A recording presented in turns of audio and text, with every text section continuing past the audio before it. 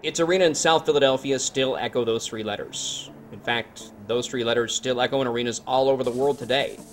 Those three letters, and a crazy man named Sabu, inspired me to become a fan again. Eventually, I ended up working for WCW, and my boss at the time probably wouldn't have wanted me to be here. In fact, it outright violated my six-figure contract. But I couldn't stay away. And it wasn't unusual to see other WCW employees here in the crowd. In fact, once I had to hide from a WCW vice president who sat down 3 rows away from me. And the people that were lucky enough to be part of it all were changed forever. They were part of a revolution. They changed the wrestling business. They became forever hardcore.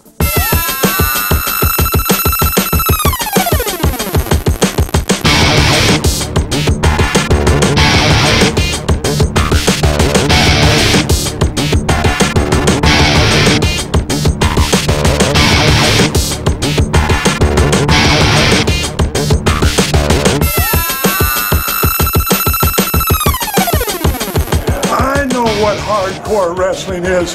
Hardcore's whenever you go out there and you put 105% inside of those ring ropes.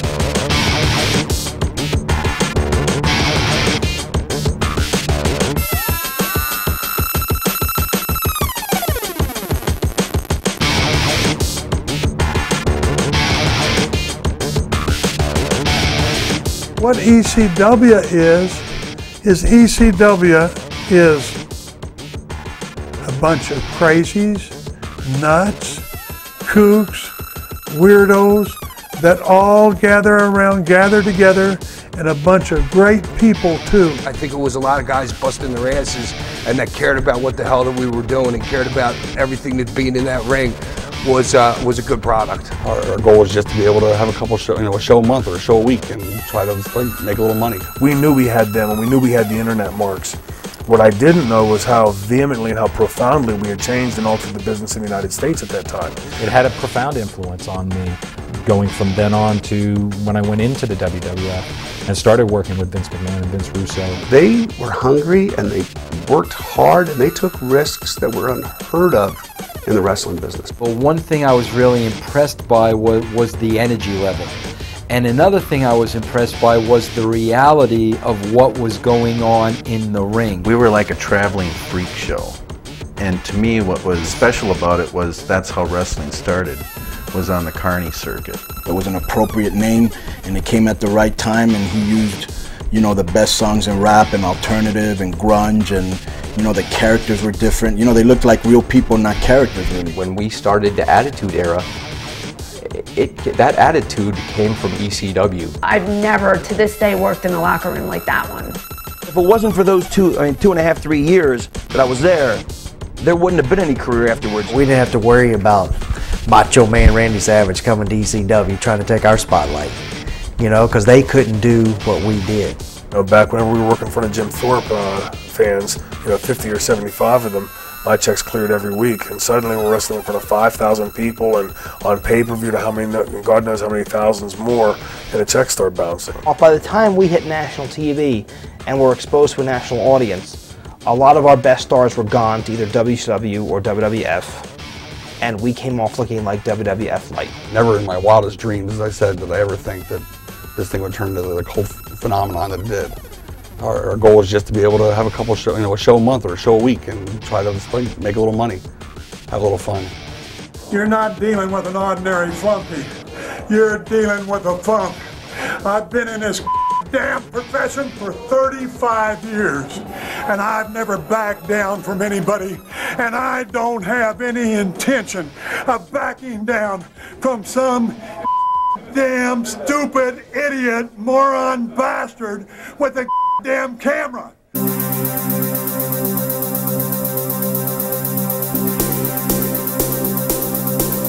ECW was born out of the ashes of the old Tri-State Wrestling Alliance, which Todd Gordon was a part of. And when that went folded, Todd started up ECW.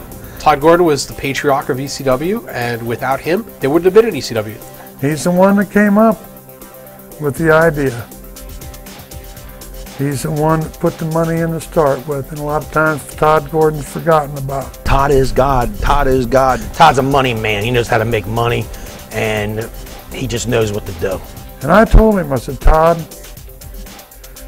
this is going to break your ass, but I'm going to come up there. And he said, well, then it'll break my ass in. But anyhow, as I went up there, and that was it. That was the beginning. It was his baby. It was his money. He was the one who, you know, like I said, I've heard he mortgaged his house to finance ECW. Our first show we ever ran was at Mike Schmidt's Sports Bar in front of 80 people in a little bar, never dreaming our wildest dreams that we'd go beyond wrestling in front of 80 to 100 people. I was approached by someone who asked me to do a TV pilot for a new sports channel that was going to start here in Philadelphia. We did the pilot at a little boys club up in the northeast section of Philadelphia. It wasn't a very good pilot, but they had no programming, and they said, we'll take it. I was living in Atlantic City at the time. We used to get ECW on the old sports channel Philadelphia. And that was my first exposure to it, and I was hooked from there. And he said, Terry, he said, what I'd like to do is, he said, I'd like to try to put together a company and start wrestling up here.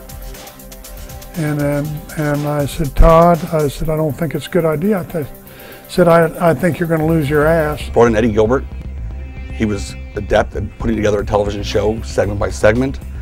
He did just that. I learned a lot from him, actually, and he helped put together the first 6 months or so of television. And the product was not good with Eddie Gilbert as booker. It wasn't a good product for Philadelphia, and it wasn't what the people wanted at the time. It was very Memphis. The talent wasn't good. It just wasn't a good product. Eddie Gilbert called me and asked me to come in. I told him I'd come in and do the first shot for him, just one shot. And just to help him out. I had no idea, I'd never heard of Eastern Championship Wrestling, I had no idea what it was or who Todd Gordon was or anything else. Paul was brought in by Eddie to help with interviews. He was, you know, he would help the guys with their promos, he would interview them on the air, he was an on-air talent. And basically that was just it. He was Eddie's friend, and he was an on-air talent. They ended up having a split. Eddie and I had a split. And Paul and I kind of hooked up from there, and he helped me out the first night when Eddie left. It happened overnight. Paul came in, boom, here was Paul, and Eddie was gone. When I heard Paul took over, to be honest, I was glad, but I didn't really know. I had no idea that they were going to carve the niche they did. He created the vision to the T. I mean, the extreme with the music, with the way everything looked, the grittiness of the shows, and he created that image very similar to the way he created his own image as Paul E., the rebel, the guy who would, you know, he bucked the system, and the WWE is bad and I am good, and WCW is not any good and I am good and follow me. And that, he created that through his own image, and then he filtered it down into his product. And it was, I mean, it was genius, it really was. He was outstanding at it. His mind was, like, at that time, certainly back then, my gosh, he was so fast you couldn't even keep up with his mind. His own mouth couldn't keep up with his mind. Paul got me an audition, and shortly thereafter, like a month later, Paul got the book, and the first change he made was to make me the play-by-play man. Joey was a different kind of announcer. Nobody had really ever done what he did. I mean, he's the only person that I know that could single-handedly do an entire pay-per-view without a color commentator. I had decided that I wanted to be a professional wrestling television announcer for my career, despite what my parents thought and my teachers thought and what pretty much all but one of my friends thought. That was my silly dream. Right there, if not ahead of Gordon Solie. I mean, the guys that entertain me the most. My 4 all-time best commentators were Ross, Gordon Solie, Lance Russell, and Joey Styles. I mean, you know, which, you know, put Joey in there considering really only, what, did 5-6 years in his career, you know, and to be up there with the 3 legends, I mean, I think that's a pretty strong compliment. I knew Paul Heyman since he was a teenager. He used to be a photographer. If you were shooting a picture, if I was taking a picture, I saw the picture that I wanted to take that shot of, and I got the camera up and I was ready to shoot. Elbow, psht, Paul Heyman. Me, George Napolitano, and this other photographer, Frank Amato, were plotting, and we were never able to do this, to get him banned from ringside. I saw the brilliance in him, and I said, this is the guy I want to hang on to. He would really help me make this company grow. He also kind of rubbed people the wrong way because he felt he had an understanding, and when you're working for somebody else and it's their vision, you have to do what they want, and Paul had a little trouble with that. You never knew what he was going to do next, but it always worked, and the guys trusted that part of his mind. Intelligence, borders insanity, and if I ever seen anybody that fits that description, it's Paul. I beat bumped heads a couple times. I tell you, Paul, they around the car tonight a few times. Yeah? Yeah. They was mad at him. What'd you say? Get the knife. I don't care what anybody said about Paul. Paul was one of the best motivators in the world. I mean, like Newt Rockney kind of motivator. Paul's one of those guys that you can be mad at him, and you want to punch him in the face or put a gun to his head, and you go and you're like, I'm gonna kill him, and you 30 seconds after talking to him, you're like, God, he's the best. I love him. An insane, crazy, Einstein type of moron.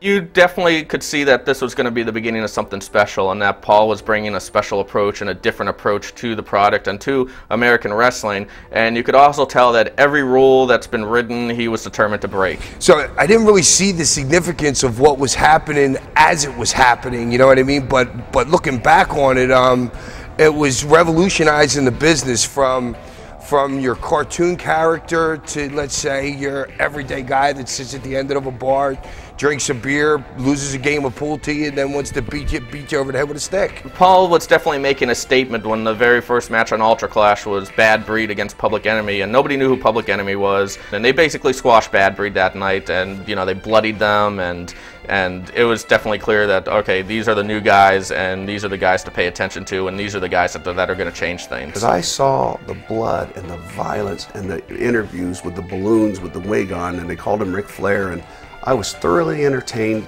laughing with that, and then just fascinated by the violence and the gore that they did. So there was depth to the characters. Rocco Rock, great friend. Johnny Grunge, great friend. Rocco, I wish you were still here with us, but you guys helped pave the way. There was no Paul came in quietly and, you know, eased into things. It was just, boom, I'm changing the product, I'm changing the scenery in the United States, and I'm changing all the rules. And that is exactly what happened at the very beginning. And a lot of that was Sabu. I think that Sabu does not get the credit, or he is just now beginning to get the credit that he deserves for being such a huge part of that change. I don't think that everything that Paul did or ECW's growth would have been nearly as successful without what Sabu did back then. Sabu was like, boom, major cultural icon in the Indies almost immediately. It was almost like a complete revolutionary style of what is this guy doing? He should have made millions in this business for being as innovative as he was, you know what I mean? And it's a shame he didn't. I admire him. His commitment and his sacrifice to what he loves. Greatest performer, greatest creator of new maneuvers that in the last 40 years in the wrestling profession. So many things that he created and started doing that he is the true innovator in professional wrestling.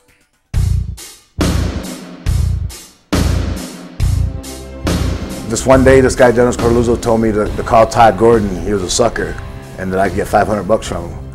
And so I called him. I didn't have the guts to ask for $500, I asked for $300. And he said, yeah, you get $300, come on in. It happened to be the same day Paul Lee was there. It wasn't Paulie brung me in, or someone had a master plan of bringing me in to Pop's Town. We just happened to be in the same place at the same time. He actually said, what are you doing here? I go, what are you doing here? And he goes, oh, okay, boom, boom, boom. You want to work with Taz? I said, no, but I will. I didn't know who Taz was. I never met Taz before that. The original gimmick, which I believe Sabu hated, even though it was a fantastic gimmick, was Sabu was tied to the gurney and he had the Hannibal Lecter mask on. The gurney thing was his idea. He was talking about it before I met him over the phone. And then when I came in, he goes, you want to do that Hannibal Lecter thing? And I laughed at him. And some guy came up to me and handed me these masks, Hannibal Lecter masks. And I started laughing. I said, it's a fucking joke. So I threw them away. And he goes, no, I want you to try it. I said, no. So I thought you were joking. Over the phone, I was just agreeing with him because I wasn't faced with it, you know. I thought I'd never be put in that situation. So I actually did it because Jim Crockett was there. It was almost like a cartoonish gimmick, except for the fact that Sabu was so extreme, for lack of a better word, that there's no cartoon in it. He goes, I'll give you $500 if you just do it one time.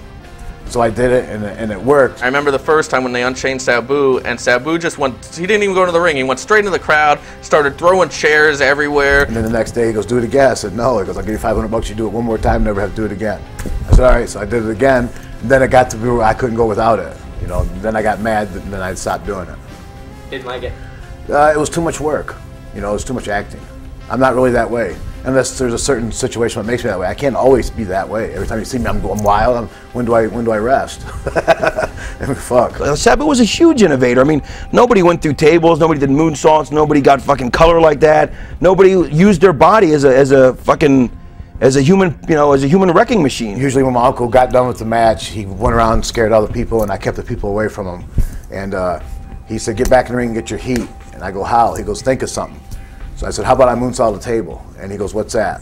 And I go, I'll show you. And then that's how it started. Before he was using a table in his matches and stuff like that, he just, at the end of the match, he just went up on the top rope and started moonsaulting the table, and he didn't break it, and I'm like, oh my God, what is this guy doing to him? Then when I didn't do it, people were disappointed, so I had to do it. And it was killing me every night. It killed me more when there was nobody on the table than when there was, you know, because my knees would crash to the table, and then if it didn't break, I kept doing it over and over until finally it broke. But I did that for years, before I even came to the ECW. In 1994, you did not see anything like Sabu at all in wrestling. So Sabu was kind of the lure to bring you into ECW. When Sabu started doing all that stuff with the tables and stuff like that, that to me was the beginning of ECW hardcore.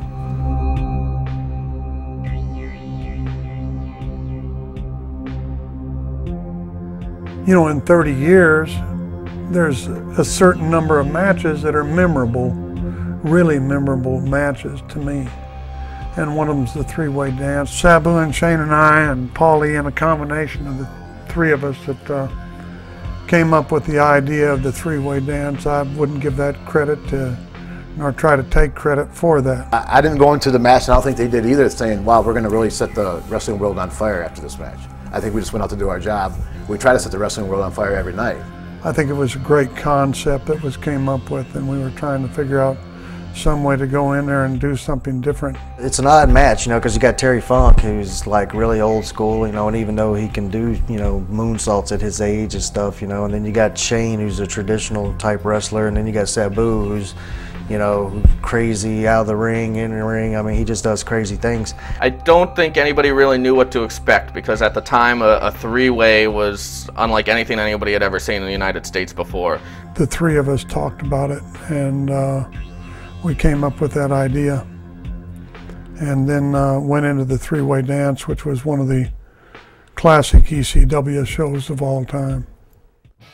Right before that three-way went on, I remember Paul kneeling on the ground almost like he was praying, which, if you know Paul Heyman, I don't think he's done a lot of praying in his life, and Todd Gordon going up to him and kind of patting him on the back, you know, going, hey Paul, what's the matter? And Paul just looking up at Todd and going, this match is either going to make me or break me. I'm not really fond of giving credit to Shane, but they started that dadgum match and went about 15 minutes before I came to the ring, and believe me, they had the crowd right whenever I got there for that last 45 minutes of that match. At roughly 15 minutes in, Sabu got hurt and got taken to the back. The only one that really went 60 minutes was Shane.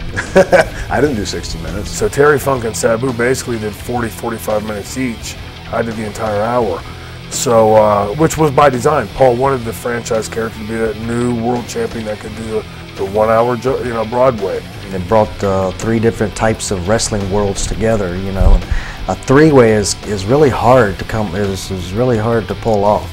It was the creativity in the dance that began, and it was a wonderful dance. What made that match special is it was the first time in forever in professional wrestling in the U.S. where you had a 1 hour match and they went bell to bell, and beyond that you had a guy, a veteran, Terry Funk, I don't want to say carrying, but helping to make new stars in Sabu and Shane Douglas. It got out of control in every way, and the fans loved it. They really loved it. They really loved it. You know, there was a subtle round of applause and the fans, and then, you know, as I'm laying there catching my breath, I started looking around, and Sherry Martel was the one that actually alerted me to it first. She went, oh my God. And I was lying here and she was standing there, so I looked at her like, I didn't know there was a fan jumping over the railing or what was going on. And I looked up at her, and then she said that, I started looking around, and that's when I realized the fans coming to this ovation. When the match ended, I just stood up and gave a standing ovation and applauded for about 5 minutes. I was sitting right by the rail as the wrestlers came by. I high-fived them, and after the show, I would wait for my friend George, and I saw the wrestlers, hanging around the building, and I went up to each one of them and said, wow, that was one of the greatest matches I ever saw in my life. You guys, that was awesome. That was the payoff. It certainly wasn't what Paulie handed us at the end of the night. The payoff was the fans. The payoff was the ECW group, their tightness. It was they also evolved that night. They evolved into a wonderful, wonderful cult and following. And we loved them as much as they loved us. Do you want to see Hogan and Flair? Do you want to see the franchise Shane Douglas without the goddamn handcuffs, without the gag to say whatever the fuck I want to say? One of the best promos ever. He'll take it till he can't take it no more, and then he'll let you know, and then he'll get mad, be like, fuck you and fuck your mama and fuck this, that, and the other, and then later on be like, well, maybe I shouldn't have done that. He'll be like, well, fuck it, I done this all over, fucking it's done. You know what I'm saying? Shane sells tickets. Hulk Hogan, you can't suck my dick. You can't hold the franchise's dark crap, because I am what this sport is about, and you are a caricature from the 1980s. You suck then, and you suck now. When you look at the franchise character and you see Troy Martin, and people that have seen Troy Martin's temper blow know that that's real close down that scale of, you know, even-tempered and pissed off. That's Troy Martin pissed off times 10. Shane is the man, in my opinion, who gave ECW their identity. Shane was just an incredibly talented, just this great, young, good-looking babyface who just got fed up with the system, and then and it worked for him. You know, my dad was an old World War II veteran. Always taught me that, you know, you can always be like everybody else. It's easy to be mediocre. It's easy to be middle of the road. It's easy to be non-controversial. But all the successful people of the world, and he went through, you know, my dad used to talk to me about the scientists and the warriors and, you know, all the different people throughout history that made it. These were always people that took chances.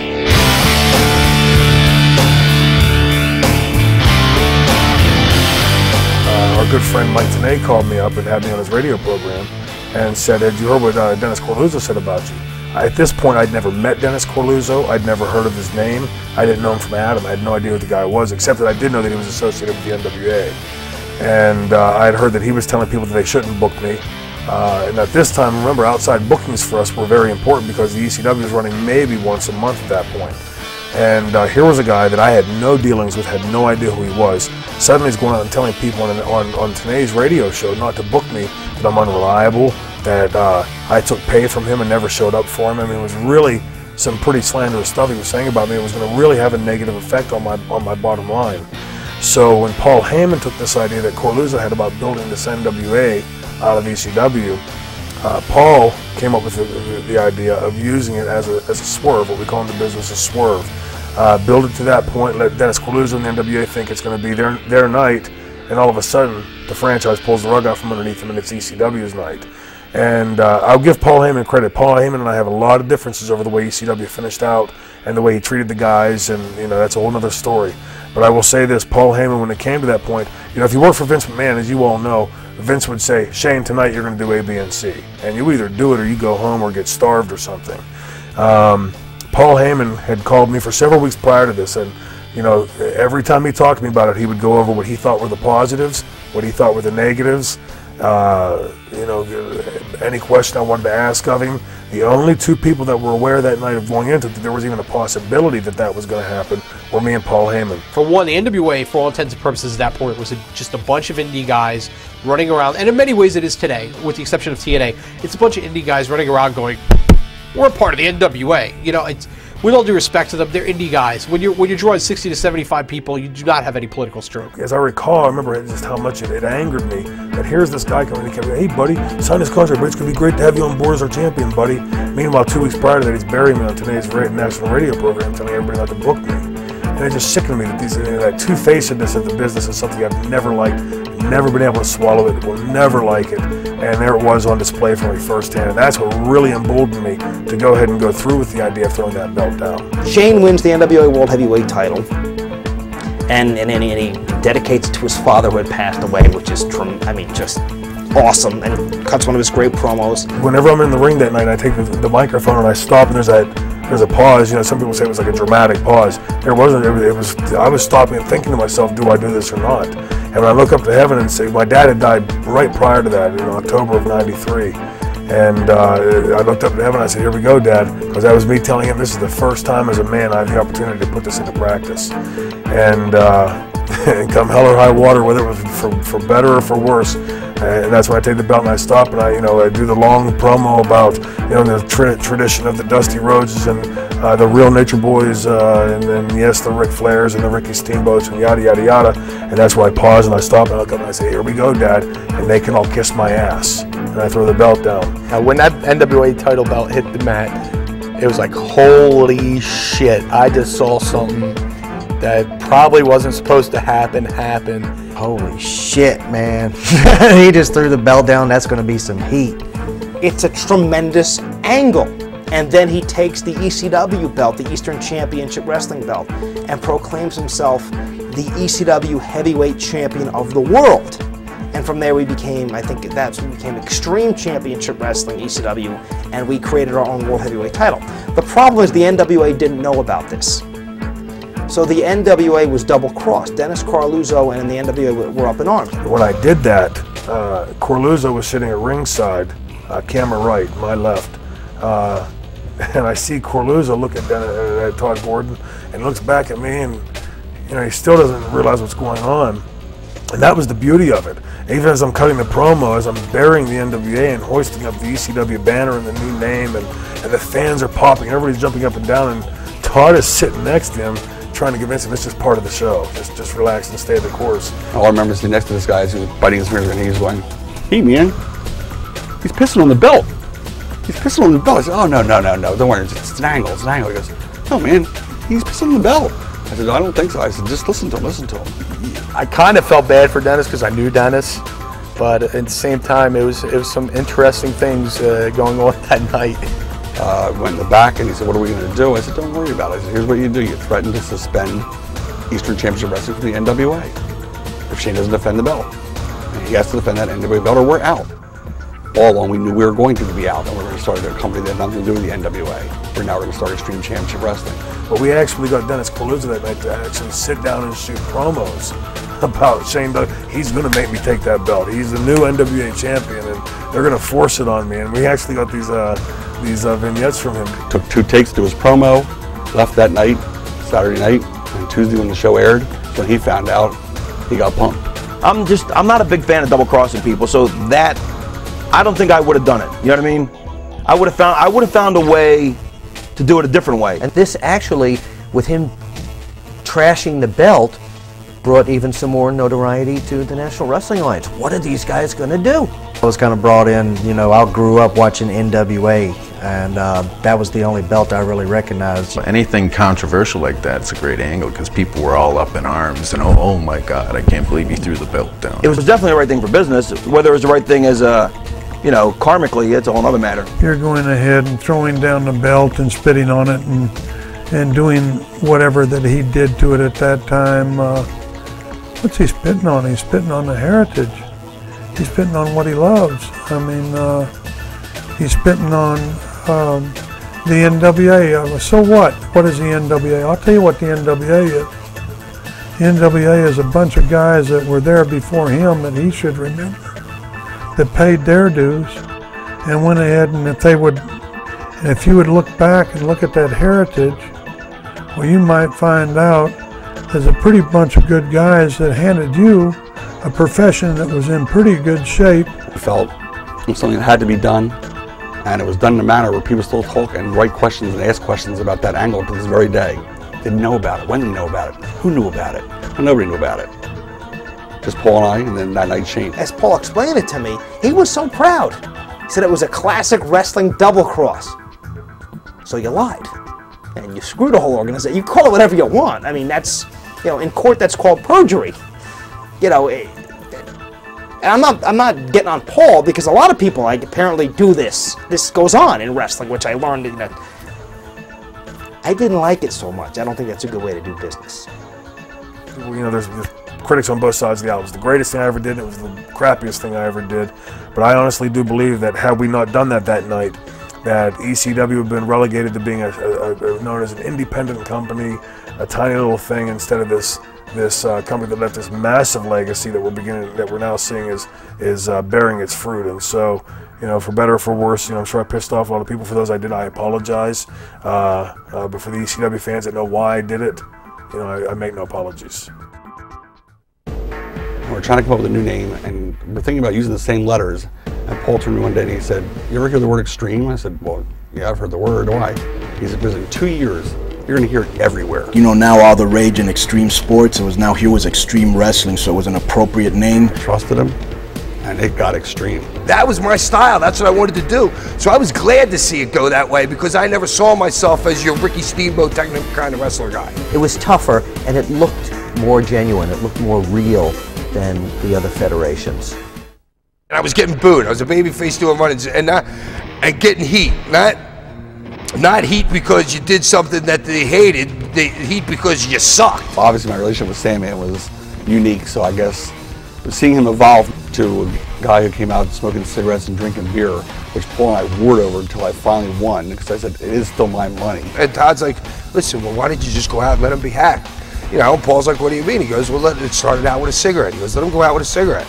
So for a couple months, I just came out with a cigarette. And then I would sit in the back, I'd have a 30-pack of beer, I'd be drinking beer, and then one day Todd got Paul to let me come out with a beer. And then the Sandman character was really hitting, you know what I mean? You can relate to a man who walks to the ring drinking beer and smoking a cigarette. He'd be one of the guys my uncle would like, who I wouldn't imagine my uncle would like, because he drinks and smokes. But see, that's him. I love Sandman.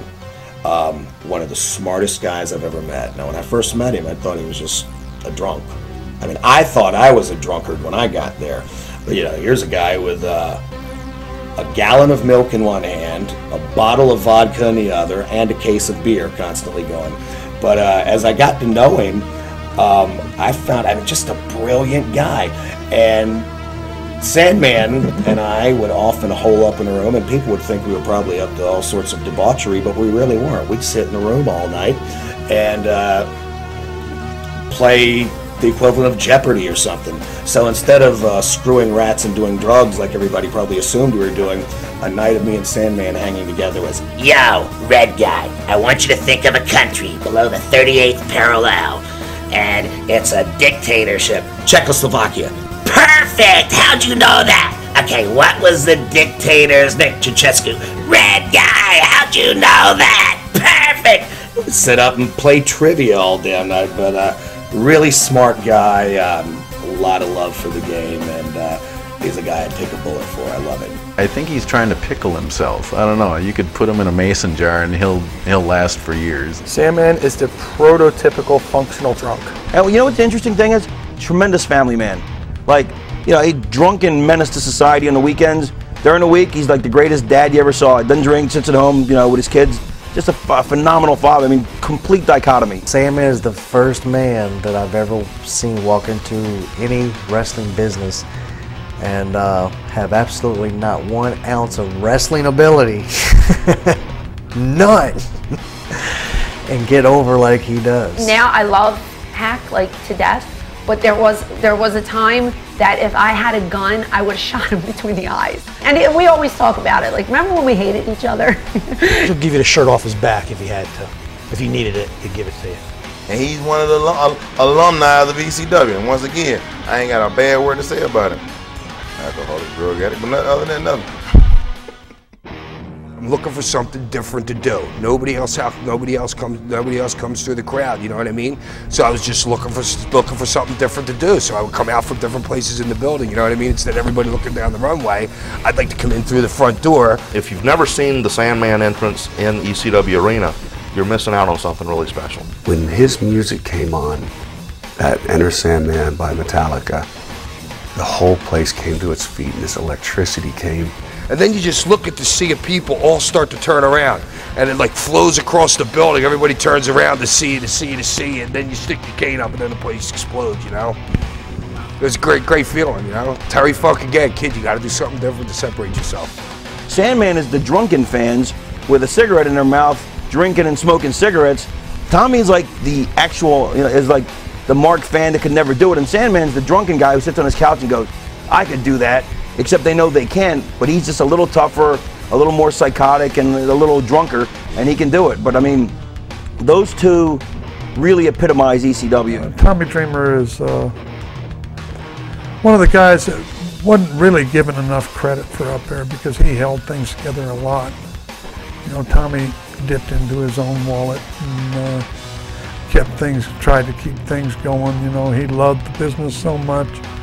Tommy Dreamer, I'm just going to, if this gets people mad at him, I'm sorry, but I love him. I admire a guy who did what he did to himself for something he loved. Tommy is a really great guy.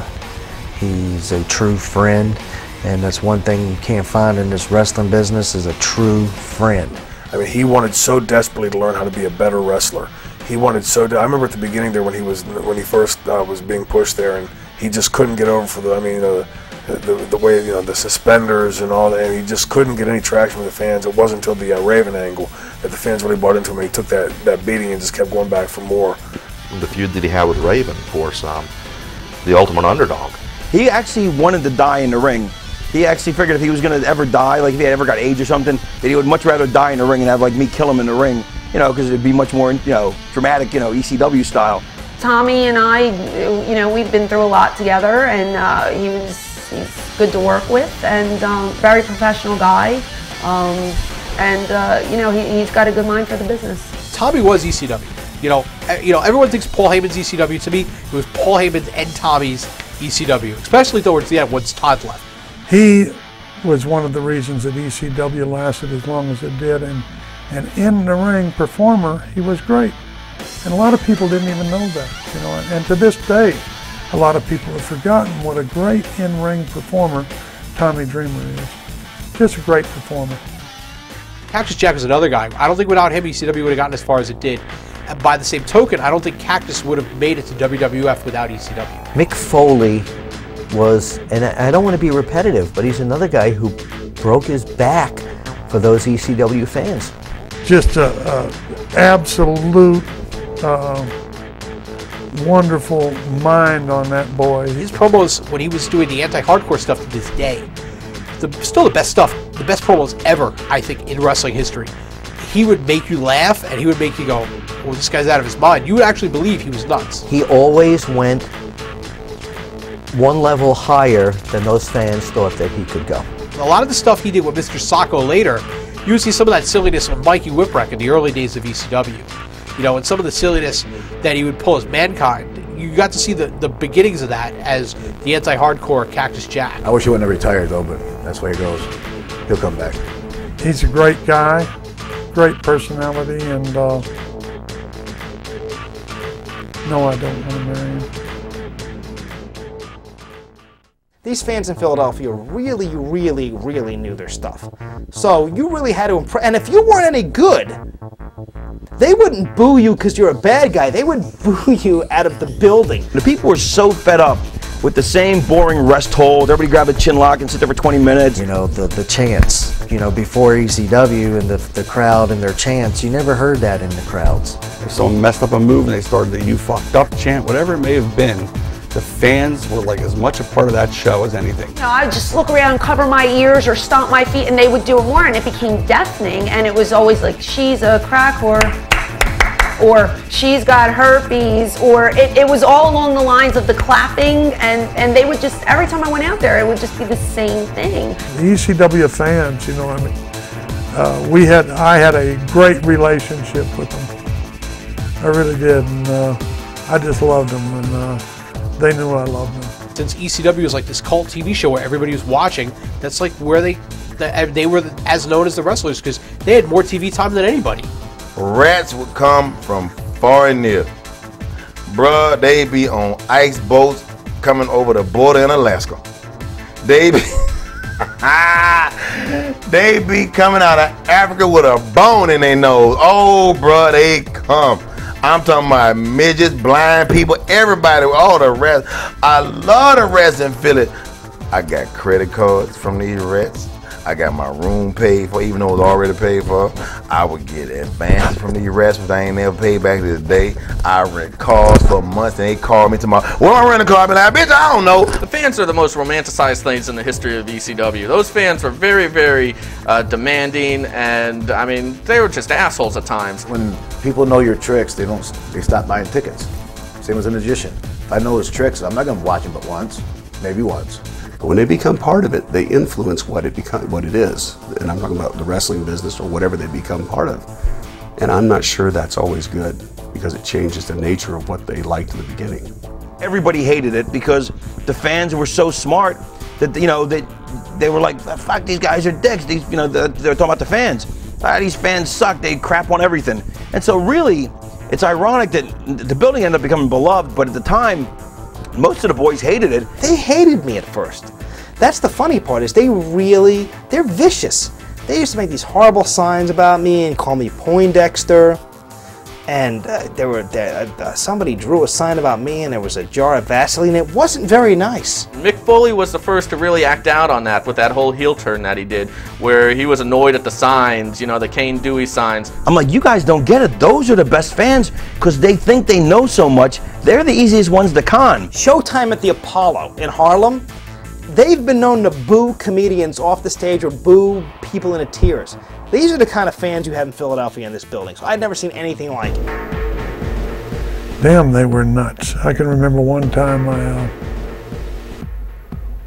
looked out there and I just kind of went like that, and they knew what I wanted, and here came the chairs. If you could just see it. And look at this, Terry's calling for chairs. Terry's calling for chairs. Don't throw the fucking chairs. Don't throw the...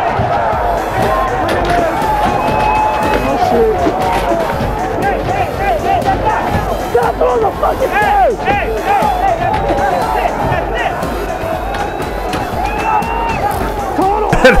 Finally they said, Funk, do not ever raise your hands like that again and bring them in like that, because the chairs, we cannot have that anymore, because it got to where there'd be 500 chairs come flying into the ring all at once, and it was just that was great, and I don't think you're going to see that again. I never told them, but they were my favorite fan. Yeah, because they knew, they didn't know. I mean, they appreciated a good effort, even if you didn't do that good, and they appreciated originality, even if you weren't that good, and they appreciated if you were good, but weren't that big. They went along with the ride just as much as we rode it. They should have a reunion, not even for the boys. It should be a rat reunion in Philly. It should be a top 10 question. And out of the top 10 question, one of them would be, you could be a rat from ECW if you stayed at the Holiday Inn on Pecker Avenue. It'll be sold out from the first floor to the 10th, bro. Cause I mean, good God Almighty. We used to toss them around there like they were beach balls. It was the Rocky Horror Picture Show. They knew what point of the movie to throw the popcorn. They knew what point of the movie to, you know, it was just like that. It was an incredible experience. We played off of that, we fed off of it, they fed off of it. It was a synergy between us and the fans, and that's why I like to think we were the most fan-friendly promotion ever. Oh my God, the goddamn the rest. I love you. Taz, you know, was one of the most over people I've ever seen. You know, he was, those people, you know, really believed he was the toughest guy in the world. You know, when you first meet Taz, he's not intimidating looking from a size standpoint, but his style of wrestling and the explosiveness in which the way he would throw his suplexes was so believable. But Paulie and Taz convinced the world that he was the toughest motherfucker on the planet. He's cool, good wrestler. Taz ain't shit. Taz is a character. He got everybody food. He's tough. Taz is a fucking cartoon character. He's a t-shirt. Very disciplined, very respectful, and I have a tons of respect for Taz. Taz,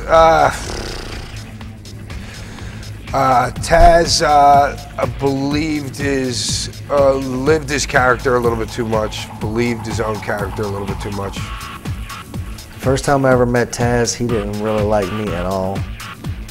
We had a few words about my moneymaker. I gave it to me and Mikey Whipwreck were tag teaming one night in Staten Island, New York at the Sports Fest against his cousin Chris Chetty, who was brand new, straight out of the camp. And he had a tag team partner. We wrestled, I gave him the move, and the crowd just went ballistic shit because it was the first time they had ever seen it. Taz was like pissed off, mad, thought that I could have hurt Chris, which, you know, it's a possibility, but honestly, I've done that move for 15 years and I've never hurt anybody ever with it. But, I mean, it looks devastating. He called it a tiger bomb. He said it was a fucked up tiger bomb, and I said, no, it's a pile driver. And he said, no, it's a fucking tiger bomb. I said, no, it's a fucking pile driver.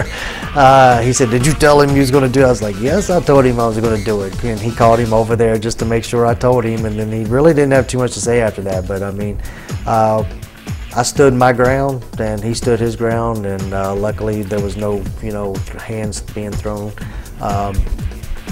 I got reprimanded by Paul. Of course, I had every right to be because, Taz was the elder of the group, and apologized, was water under the bridge, and we got along ever since.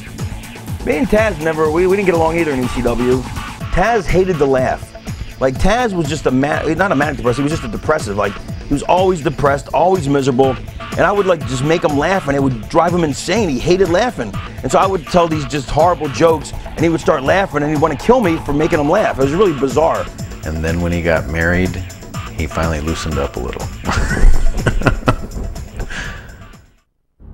The most violent matches in ECW were easily the Axel Rotten versus Ian Rotten matches. In fact, those matches paved the way for all the ultra-violent and hardcore stuff that you see nowadays. That was probably the most extreme thing I'd ever seen. I mean, I've never seen anything like that, I think, at that point, honestly.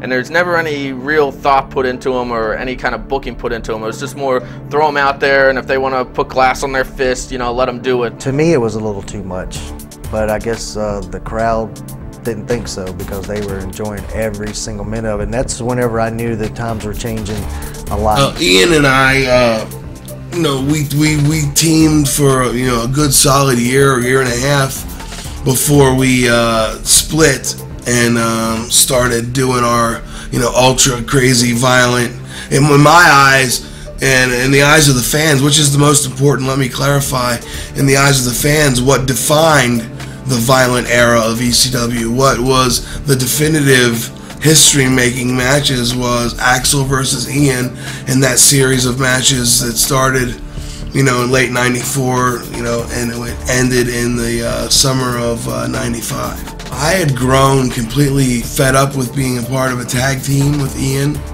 and I had said, I don't want to do this anymore, I want to be on my own. And Paul came to me and said, well, if we're going to do this, we're going to have to do something where you guys split up. And I was like, well, that's fine with me, I just don't want to be a part of this tag team anymore. I want to, do something on my own. And he devised the idea of we wrestle the pit bulls and a losing team must split up. And we lose, we split up, and we go into doing these series of matches. Now, mind you, the first ever barbed wire baseball bat match that we did, we're swinging bats at each other, getting them stuck in our legs, cutting our arms up, look at, just completely just decimating ourselves, for the good of what we thought, ECW was. I mean, the old Goo Goo Doll song, scars are souvenirs you never lose, and these are all souvenirs of, ECW, something that, as much as I may try to forget, all I have to do is look at my right arm to remember that we did those type of matches not from a blueprint, but we invented it as it happened. We were redefining what hardcore wrestling was. We were inventing, in a sense, a new way of ultra-violent hardcore wrestling that no one had ever seen. He really was a hell of a worker, so it was a shame that he never got to move past, the whole hardcore thing. Blood and Guts was always on the undercard, and it seemed like in '95, towards the summer, it kind of moved up to the main events. Raven and Dreamer were brawling in the main events. Mick Foley and Sandman were having barbed wire matches in the main events. Paul Heyman knew what he was doing because it helped make the company a lot of money. He's like, Paulie wants you to call him right now. You know, you're gonna start with him. I'm like, all right. So I call Paulie up. You know, Paulie goes, I'll call you right back. You know, the usual. Finally calls me back, lays out everything when I'm starting, the whole 9 yards, and then I hung up the phone. I'm like, I have no idea what he just told me. I was so, you know, drugged out the night before. I'm like, I have no idea. I didn't even know when I was starting. I'm like, well, I can't call back now. You know, it's like, hey, listen, I was pretty fucked up. I have no idea when I'm starting. So I'm driving all over town, and it's getting late. I'm like, fuck, I'm gonna get there. The show's gonna be over. Now I'm really fucked, right? I finally get to the building, you know, like 10:30, 11. But luckily their shows ran long. Paul's like, hey, what are you doing here? You're not starting until next week. I'm like, oh, I start next week. That's when it is. And I'm like, I just thought I'd come hang out. You know what I mean? So he's like, cool, whatever. So I remember that, but then after that, I don't remember the first starting date. Raven at that time in that niche, I think kind of redefined what a wrestler could be, because he was so different. Raven has been known to be a little artistic in his thoughts. You look out into our audience and you see people just like, you know what I mean? People can relate to his character. He's pretty smart. When it comes to the business, I think he comes up with really good ideas. Great mind, great wrestler. Cool guy, super cool. What a complex individual. Never know what kind of mood Raven's going to be in. Real intelligent, but can be a moron at the same time, and half the time maybe a little bit too smart for his own good. Raven and I were just always the type, it was just, hi, how you doing, and that was pretty much it. You know, I rubbed a lot of people the wrong way back then. I mean, I did for years. I mean, not just back then. Raven has been around for a long time. Raven plays the game. He's what a heel from 1965 in the wrestling business would look like today. Everybody who's a producer or a booker has a character to identify with. Like Vince McMahon, he saw himself as the $1 Million Man. He also saw himself as, when Lex Luger's USA character, that's who he saw himself as. And Paulie saw himself through Raven's eyes, and so it just, I mean, it clicked. You know, I've always used this analogy. I mean, not that I'm a De Niro, well, he is a Scorsese, but I'm not that I'm a De Niro. But I don't think he's ever had anybody, and I've never had anybody that we've worked with that had more symbiotic relationship together. Scott used to come into the locker room with, he'd have a napkin from the Waffle House in this back pocket. He'd have toilet paper in this back pocket with stuff written on. He would come in with just stuff, pulling stuff. He's like, oh, what's this? All these ideas and stuff that he's got in his head, you know what I mean? Raven doesn't get enough credit for the changes that he made in the product, because when Raven came in, I guess he got in Paul's ear, or he took more of a part of it, or maybe Paul was just evolving the product at that point, and that's when the pacing of the shows really started happening. I walked into the dressing room and they were holding, Raven was holding a class, and he had the whole dressing room in there, the young little Guido, the young Danny Dorian, the young Roadkill, all of them back in the day, were watching old UWF tapes. Who are the great performers in the world? You know, I tend to believe that it's guys like, you know, I want to believe it's us guys that have beaten their bodies up all of this time and everything else, or is it the guys that have like Raven and Hulk Hogan and Dusty Rhodes that have managed to just make a living by really just by doing the least amount they can. So I think that they're probably a whole lot better than what we are. You know? I think we're the dumbasses and they're extremely smart. He called me and he asked me about Ray and Psychosis, and I said, with all due respect to the other wrestlers in your company, they will blow away anything you have, you know, when you bring them in. So he brought him in, and anybody that knows Paulie knows he very rarely answers his phone. Well, he was waiting for my call because I told him I was going to call him to find out how the match went. He was like, tremendous, bring him back next week, every week, you know, and can I have more? And that's when, you know, we brought in La Parca and Juventud, and, you know, when I first started there, I was doing Lucha Libre still. So I told him, why don't you take Crazy? And Crazy went down the ECW and just became an instant phenomenon. Well, of course, in the early days of ECW, that was probably one of the first, I would say probably one of the first times that like Psychosis and Juventud had a lot of TV exposure in the States. Super Crazy is one of the best Mexican wrestlers in the world. I think he always gave 100%, much like Sabu, and his style was just, it was Mexican. It was everything they wanted to see: dives, backflips, cool spots. He epitomized everything they wanted to see in a luchador, and I think the greatest compliment was when he would go to the corner and all the fans would count to 10 in Spanish. they got more exposure. I think it had a lot of influence on a lot of the guys.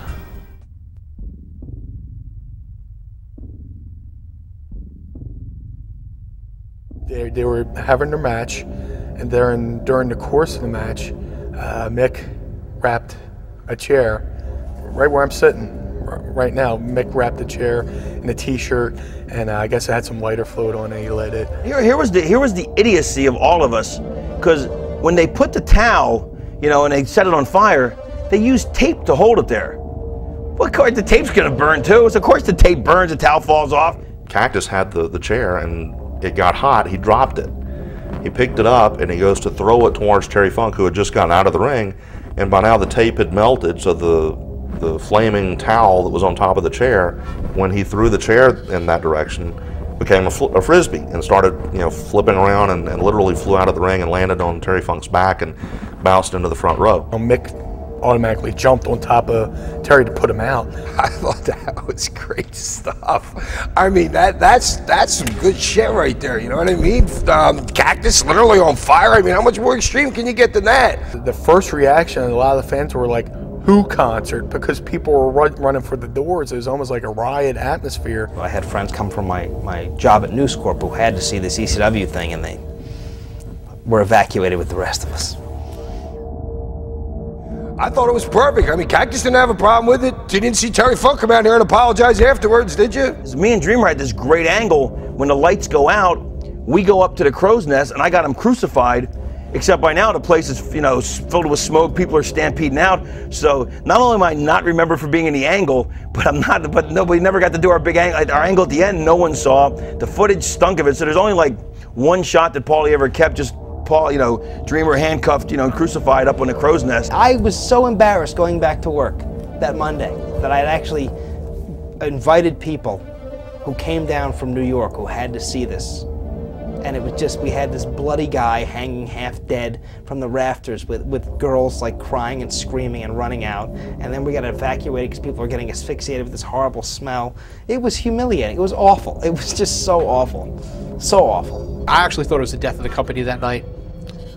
Next month, everybody came back. Paul apologized to the ring and said, "We will never use fire at ECW again," which probably lasted for 5 years. That little building on the corner of Swanson and Rittner Streets in South Philadelphia, Pennsylvania. I was born near the building. I lived near the building. It was the Madison Square Garden of ECW. The one thing that I remember mostly about that building was the electricity. You couldn't even fit people into that building, and it was like 100 degrees, and we'd be sitting in the front row with shirts dripping of sweat, and the smell of it, and going into that bathroom and piss all over the floor. It was absolutely disgusting, but I would never miss a show. I sat right in the front row. You can watch a lot of those old all those tapes where I was in the front row, and then I graduated to being a bleacher bum. The only memory I could have from this night is in this building is when I broke my neck. I was just getting over surgery because I had tore my bicep tendon. I had that repaired, and I was doing a run-in on that, and he hit me with a move that was supposed to not land me where I landed, put it that way. Shane, you know, gave Gary the DDT, and I don't know if Gary took it wrong or. What happened was I didn't realize it, but it broke my neck. And Shane did it. 250 pounds of my weight is snapping your body down and at an awkward angle. So you have to pancake flat to protect yourself. And I kept telling him that all day long, and he kept telling me, "No, I'm going to take it like that. I'm going to make it look really good." And I said, "No, Gary, I'm telling you, pancake flat on this thing." So not only did he try to take it like a DDT, but he took it directly on the belt. He took it. He directed himself to the belt whenever I dropped. So the belt was lying there. He dropped himself on his head, down on the top of his head. Shane would say that it was you. Well, he could say it's me all he wants if that's going to make him feel any better. I mean, it turned into a great angle, but I didn't want Gary's neck to be broken because of it. But that was all 100% shoot. Now we get to the back, and this is amazing. I mean, Gary, you're a lucky dude to be walking around right now, not in a wheelchair, because we get to the back, and he's going, "Man, I got to crack my neck. I got a kink in my neck, and I can't get it." And he's pushing himself and trying to snap his neck, crack his neck, and he can't. Before you know it, I found myself in the hospital, strapped to a bed, and they're telling me my neck is broke. My C1 vertebrae was broken in half. Todd Gordon called me and said, "Did you hear about Gary?" I said, "No." He goes, "He's at the hospital right now. You broke his neck." Get the fuck out of here. He goes, I'm telling you, he's at the hospital right now. He's getting one of those haters. But I said, "You're not getting me on this." I mean, I've seen him in the back crack his neck and jerk himself all around him. There's no possible way. And so when I found out he had really broken his neck, obviously I felt terrible because the one thing you don't want is anytime you're in the ring, if you're serious about this business, and most of us are, you don't want to see anybody walk away with that kind of an injury. And that could be really, really serious in the long run. So they had to drill a halo on me, and I had to wear a halo for 6 weeks. And instead of me staying in the house, I figured, I'm a company man, so I was able to work and cut my promos and still talk, to the guys and I guess to the fans and let them know what happened. Paulie had Shane and I do jokes about, Jerry's kids and all this kind of stuff, and I was so against it. So mainly, I'm saying these jokes and my heart's breaking because I hated doing it. I was always amazed that every week when we get there to shoot the vignettes, that Paul would have something, me swimming out of the lake making fun of a crippled person, or me sitting in a wheelchair out in front of a hospital, or all these talking about Jerry's kids and everything else. I was always amazed that Paul could top his tasteless joke from last week with something even more tasteless. I actually came in the ring to try to stop Shane, which was kind of stupid on my part because I was in a halo. He grabbed the halo, threw me to the ground. And then that's when all shit hit the fan, man. And the place goes nuts and people jump the rail. I remember the gasp in the building that night, and I mean, now it's a shoot. People were shocked that Shane was doing that. I ended up taking me away in the ambulance. People jumped the guardrails. I know Shane took off out the back door because he didn't know what was going on. I got spit on, somebody punched me, somebody hit Shane. So when I get to the car and I'm trying to get out of there and there's fans all around me punching me and kicking me, I can't get the door open. And the doors are locked and we can't get in the car. And I remember Dreamer running after us, and it was just crazy. And for some reason it popped in my head what Terry Funk had said about the night he had gotten stabbed years and years ago. He said, "You won't know it until later if you're stabbed or not." So I paused and I'm sitting in the car and we're driving down away from the building. We're safe now. And I stop and I start feeling myself to see if there's any knives sticking or any blood any place. People were crazy. People jumped the rail, and that's how much heat we had for that angle because Gary was loved, and nobody liked us. My God, he broke his neck. I do remember that the angle was incredible, and that was definitely the hottest Shane ever was as a heel. For 2 or 3 months after that, we had to be snuck into the building through the backs or through the kitchens in certain buildings, in the trunks of cars. It definitely propelled Shane's career because it made him the #1 heel around at the time. I was always heard the term white heat in the business, and you think, well, everybody's so smart to the business today, it's so overexposed, you can't have white heat anymore. We had white heat on the Gary Wolf broken neck angle. Shit like that just doesn't happen. I mean, it was either it happened or it didn't happen. I mean, I can't say it was accidental. May have been, may have not been. Well, to this day, Gary still says I broke his neck. And I beg to differ. I say he broke his neck. Yeah, the boys hung their jackets on my head. That's what makes it even more compelling, is that these fans that were so smart bought into it such hook, line, and sinker because of all the tasteless stuff that we had said, and the fact they knew that Gary's neck was legitimately broken, and all those factors playing together. That's the beauty of the whole thing. That's why when everybody tells me they're a smart mark, I say, yeah, but the key word there is still you're a mark.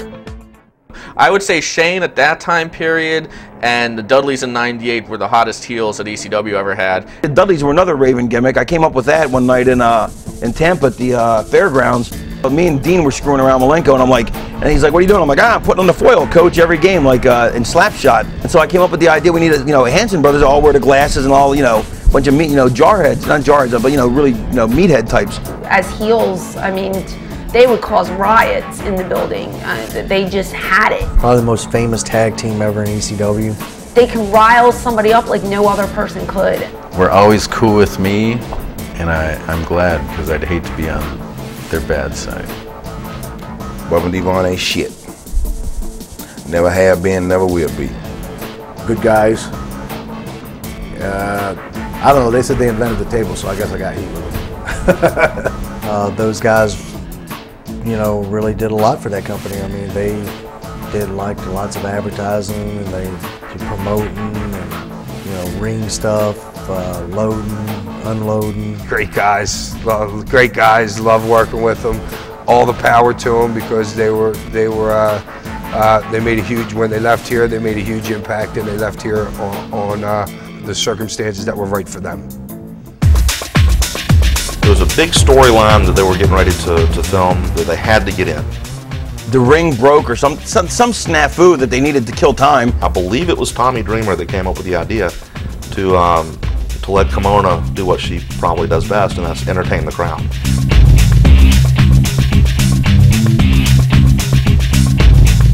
I remember they cleared everybody off the stage. They got everybody positioned, and so what are we gonna do to kill time? We just send her up there to go dance, entertain the people. But then they played it up on she Kimona the night she danced atop the ECW arena. Yeah, I saw it on the internet. We did a lot of stuff. I mean, I always said there was 2 things I wouldn't do. I wouldn't do any lesbian stuff because that's not my deal, and I'm not going to get naked. And well, I got naked by accident, but our demographic was 18 to 35-year-old males.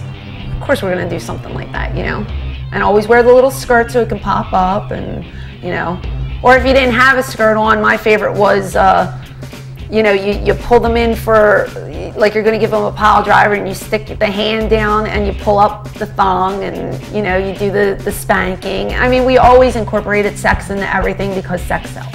I think a lot of the male performers don't understand what it is to be a female in the business, and it's very, very hard because no matter what you do, you're sleeping with this guy, you're sleeping with that guy, with this guy, with that guy, no matter what you do, because it's never talent. So my first night in ECW working in front of a live crowd, I meet Paul Heyman, I take a chokeslam from 911, and I get hooked. Paul, he always thought of Shane as like the captain of the football team, like the star quarterback, so he made me his head cheerleader. So I know that's where that name came from. The Queen of Extreme, I'm assuming Paul made that up. She came across as a girl that would as I say, put out. My whole thing throughout my whole career was, well, you lose the belt, you lose me. My legs are going to be shut if you lose that belt. I mean, I remember one time Perry Saturn coming up to me with Taz and saying that I was a hypocrite. And I said, why am I a hypocrite? And he said, you always talk about in interviews and in front of the boys about how much you love your wife, and yet you do what you do with Francine. I said, well, what do I do with Francine? If you can fool the boys, then you're definitely going to fool the fans. And I mean, Shane and I, he was like my big brother. We did a lot of things together, but we were never together.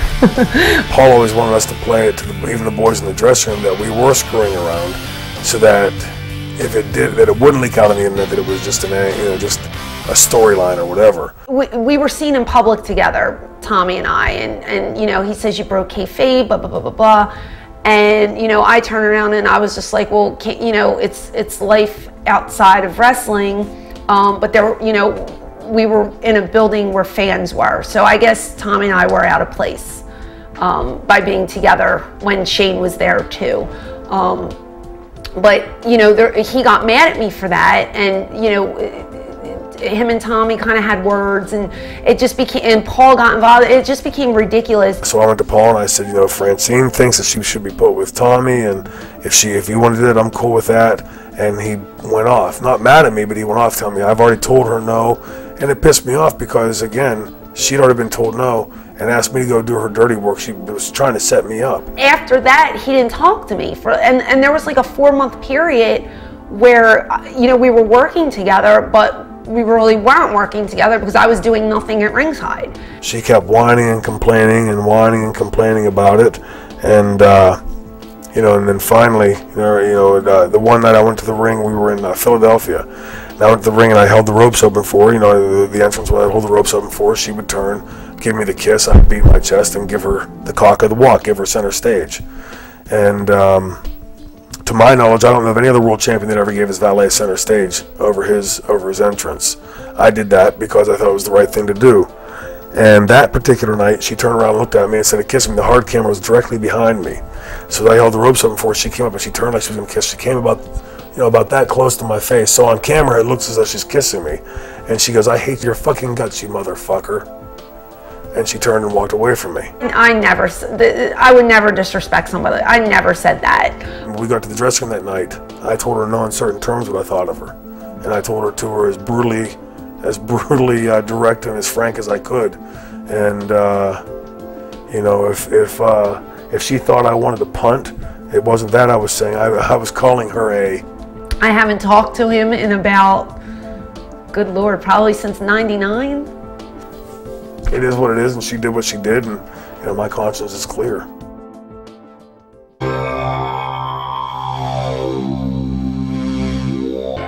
I'm pretty sure it was Scotty's idea. You gotta understand, me and Scotty been doing a promo. We've been doing an angle here for, maybe it might have been, we might have been a year into it, a year and a half into this. So Scotty knew we had to step it up a notch. I just went to rehab. I was having a breakdown. And of course, Anthony the Pitbull was convinced that I only went to rehab so I wouldn't have to drop the belt, even though I wasn't supposed to drop it for like another year. But as I had a breakdown, Sandman drove me to rehab, which was really beneficial because I was there for 10 days. The day I got out, I immediately went to the pill doctor, got some pills, and went to the store and got a 12-pack. And then I had to go shoot promos in New York, so Sandman and his wife, Sandman didn't feel like driving, so his wife and me drove up to cut promos up in New York. So I mean, so you know, my rehab lasted all 10 days, and but at least it got me out of my breakdown, though. But so anyway, so I knew I had to come back with to the arena with some impact. So I was like, oh, I'll crucify the Sandman. You know, he's a carpenter. He can build it. So I'm not going to build it. I obviously had no qualms with doing it. So I built it. I built the cross, had it stuffed under the ring. Kurt Angle was there because I was the guy that made contact with him through Mark Madden. His main concern was that we didn't do anything that came off as so outlandish or anything that involved him, because he didn't want his character to be wrapped up in any kind of controversy. Like, here's the thing, is if we have it in the ring, people are going to see the play develop. They're going to see a cross. They're going to see what's coming. I don't like anybody to know what's happening until it happens. So I had it under the ring on the near camera side, and I had me, Meanie, Nova, and everybody circled around so nobody could see what we were doing. Our bodies were covering it, and we strapped the Sandman to it, and then all of a sudden we hoisted it in one big motion, and there he is. 80% of this country is Christian. It's the religion that changed the world. Probably not the best choice. It's like, whoa, you know, that's awesome, this is heavy. And then going into the locker room and just everyone's yelling and screaming and Francine's raising hell.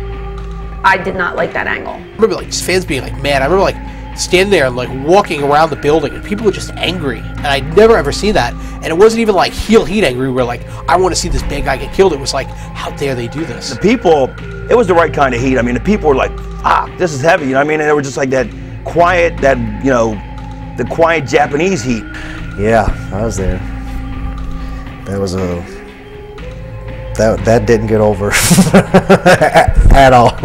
Kurt Angle, who I guess is also a Christian, who was standing next to me, starts screaming at me. And I'm screaming back. I don't know. I didn't book this thing. So I turn the corner to the back and I look up and I see Kurt Angle coming down and he's throwing his hat and he's going, this is bullshit, this is bullshit. I was very specific that this kind of stuff was not supposed to happen. And again, I have no idea what's going on, so I go and look at the monitor and I see this crucifix and this just insanely ridiculous angle that Raven and Sandman had conjured up themselves had never gotten cleared by Paul, or so Paul says. I knew. Sandman knew.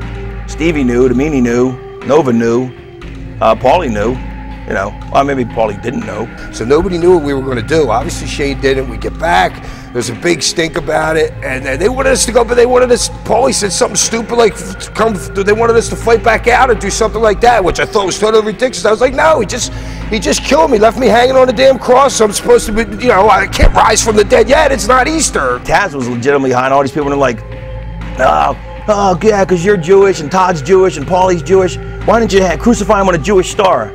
I'm like, oh yeah, that'll have a lot of impact. If I put him on a Jewish star, it'll roll away. When I saw it, I exploded. And we immediately went into damage control. And then Paulie makes me go back out and apologize, which to me was the stupidest thing you could do. But he was trying. I mean, honestly, the only reason Paulie did it was because he was trying to woo Kurt. So then they talked. They got Scotty to go out and apologize afterwards, which I thought was a crock of shit. Which the one thing that really pissed me off, that we had worked to this point to get to this angle. And then, and then he's gonna come out and apologize afterwards. I mean, Raven apologizing. I mean, come on, he could kick my son and he could knock my son over. My son could be on the way to the hospital. Raven would apologize to me, be like, my bad. Let's say hypothetically we did go over the line, which we didn't, because it was the right kind of heat, because I was in the center of it so I could tell. But let's say we went too far. The last thing your fans want, if you're the Rebels, is to say, oh, I'm sorry. You know, hey, if you go too far, then you just, hey, we went too far. You know what I mean? That's just the way it is. If it was maybe 2-3 more years later in my career, I never would have let him come out here. I would have said, no fucking way was that going to happen.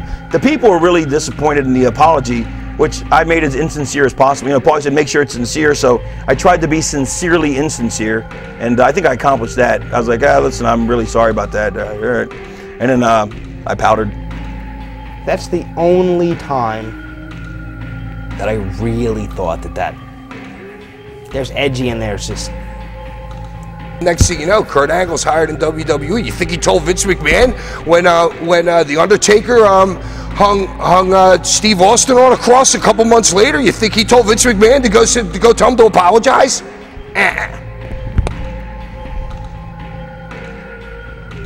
That's my take on that angle, Kurt. Let's leave God out of our business. Let's give him a break. I mean, we don't want to get him into our business, do we? No. I said, Mustafa, I'm the gangsters. New Jack is the gangsters. I could dress my mom up to play you. I don't need you. So just get paid, act stupid, and be happy. But once Mustafa was gone, New Jack took off. I like New Jack. New Jack was just a great character. I mean, just this militant black guy, just you know, he was so charismatic. I mean, wasn't the greatest worker, but he knew that, and he didn't care. He didn't need to be. He knew that all he needed to come out with a noose, with a fork hanging off it, and beat somebody up. One of the most dangerous men in the business. You know, there's a code between the guys to take care of each other, and when they're in the ring. And New Jack knows about that code, but it's not many times that he abides by that code. That guy's lost his fucking mind. New Jack, great guy. Well, you know, we've had our problems, but New Jack's another one of those guys that marches to the beat of his own drum. And if you notice, there's no shit around my face, no flies. You don't see no flies. Meaning I ain't kissed nobody's ass to get where I am. You know what I'm saying? Never have, never will. So it's all good. I ain't mad at y'all.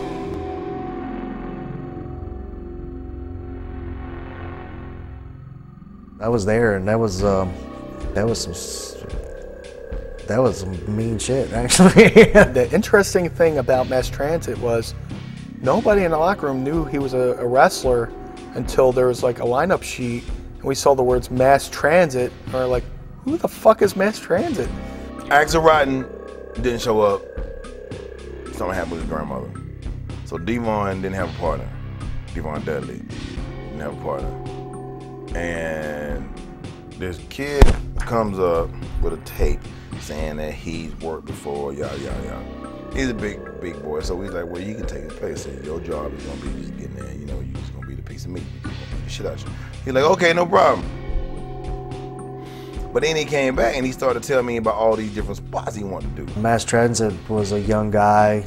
I think he was just excited. He had his family there and he wanted to get some spots in. And he's sitting there next to Taz, lighting up his cigarette, telling Paulie who he's going to be in the ring. And he's telling the Gangsters and Devon Dudley what they're going to do in their match. No, you sit there, you shut up, you listen, and, you know, hopefully, you know, you get invited back. But then he came back and he started telling me about all these different spots he wanted to do. Then he said he wanted to get color, but he didn't know how to do it. He asked me would I do it. And I said, yeah, I'll do it, gladly. So when it came for the time, when the time came for him to get color, I cut the shit out of him. Now he didn't say this long or this long. He just said he wanted to bleed, so I cut it. When he took it, he put his head down to sell it, and he's like, oh. But when he looks up, he looks back down and realizes there's a puddle of blood this big. And the first thing he does is he looks down and then he grabs his head and then he does this a couple of times. And I mean, it wasn't funny, but it just kind of struck us as funny because when he looks down and he sees the blood and realizes how bad he's cut, he screamed like, you know, like a little girl. I mean, it looked like somebody kicked him in the balls real hard. You know, he had nothing but that high falsetto going on. You can see his skull. You know how your skulls are like mended together? You can see it. I cut that boy deep. I cut the shit out of him. I had like a surgical scaffold. Everybody said it was like an X-Acto knife, whatever the hell it is. I had a surgical scaffold and I had on a piece of wood and I just cut him real hard, like whoosh. And he bled. A lot. It was odd because whenever they got back to the dressing room, New Jack had to scram. The cops were pissed, and they were the ones that were actually pressing charges. I mean, as over the line as New Jack went, I mean, part of it, you know, could have been justified. Any regrets about that whole incident? I don't regret it. He had no business being in the ring. I mean, fuck. I mean, they told me he was 20, and I found out he was 17. That was not my fault. Do I regret it? No, I don't regret it. Welcome to the business. Rolling out the door, the kid like grabs the door. He was dead, but then he comes alive, you know, and he grabs the door as he's rolling. No, Dad, I'm one of the boys, you know. And then they reel him out. We don't do that, you know. I was like, okay. Then 9 months later, I was in court for aggravated assault, mayhem, aggravated assault with intent. They charged me with the same thing. It was worded 5 different ways, but it all meant the same thing. And they offered me 5 years and we went to jury trial and I got acquitted. Free like OJ, did it and got away with it. So that was that, bro. And I was doing various independent dates in the Northeast. And I was always running into Raven and Stevie Richards. And one day Raven talked to me and said, hey kid, you know, we got an idea for Stevie, and it's a real big fat guy that dresses like Stevie. The guy we have in mind, you know, he can't really bump. But you know, you kind of fit the description, and you can bump. You do a good moonsault. Want the job? I said, yes, I do. Yeah, yes, I do, and I'll wear the Daisy Dukes with pride. I used to make them impersonate tag team favorites of mine. Like I made Stevie dress up like Baron Von Raschke with a bald wig, and you know, the meanie be Colonel Domini, and Stevie's walking around with the claw gun. Do not worry, meanie, I will not hurt you. And just preposterous stuff, but just to entertain me. And I was talking to Al Snow. I was like, yeah, we should come out, you know, instead of the New World Order, we'll be the Blue World Order. You know, he started cracking up and we're thinking of ideas. So the Blue World Order went from being a one-night deal to being a 9-month, you know, run. The locker room was such a tight-knit family that even the way I left and I came back a totally different person, you know, with the gangbang queen on my arm. I mean, they welcome me back with open arms. To this day, people still tell me, you know, walk up to me on the street and, you know, scream BWO, BWO, BWO, when you bring them back to BWO. I was there the night they did the ECW invasion at the Manhattan Center, and it was the first time I was at the building. And it was really cool, actually. I mean, just the setup of the building, and I sat up on the second tier with Vince Russo, and we actually watched the entire show from the second tier. 90% of the fans at the Manhattan Center that night for Raw were ECW fans. I remember sitting down and talking to Tommy Dreamer, you know, how nice these guys were and how much they loved the business and how much they were killing themselves to succeed, whereas we were in the middle of a war with WCW. And I mean, everybody was concerned about contracts and who was going to jump and if we were going to survive. And here you have a group that everybody loved what they were doing, and you can tell by seeing everybody backstage there that night. We were going to the catering. We get there, and we get the runaround of where we're supposed to dress up in the locker room. And, you know, Taz is already like, they're ribbing us already, brother, they're ribbing us already. Top Talent really saw us featuring them on our show as a complete waste when we were getting our asses handed to us by WCW. Yes, I was the one that, you know, I was pretty much the head writer. And would you say that you borrowed ideas ever from ECW? I did later on, like when the Big Show went up to WWE and he choke slammed The Undertaker and the ring broke. I stole that from Paul E. and the Bam Bam Bigelow Taz angle. You know, I just said to Vince McMahon, if we're going to get the Big Show over, you know, and Undertaker's a big star, if he choke slams, you know, Big Show choke slams Undertaker and the ring gives, I mean, that's a pretty good out on a show, and it leaves an impression of people going, oh my gosh. And I stole that. WWF had become ECW. The whole attitude thing, the whole shoot promos thing, the whole edgy, even they changed their colors from red, white, and blue to red and black. It survived because of ECW. And ECW is really the company that eliminated Vince McMahon's opposition. Now that sounds rather crazy, but it's true. Because if that product wouldn't have been introduced by all of us, well then it would have never been picked up by Vince McMahon, and WCW would have ran over the top of him.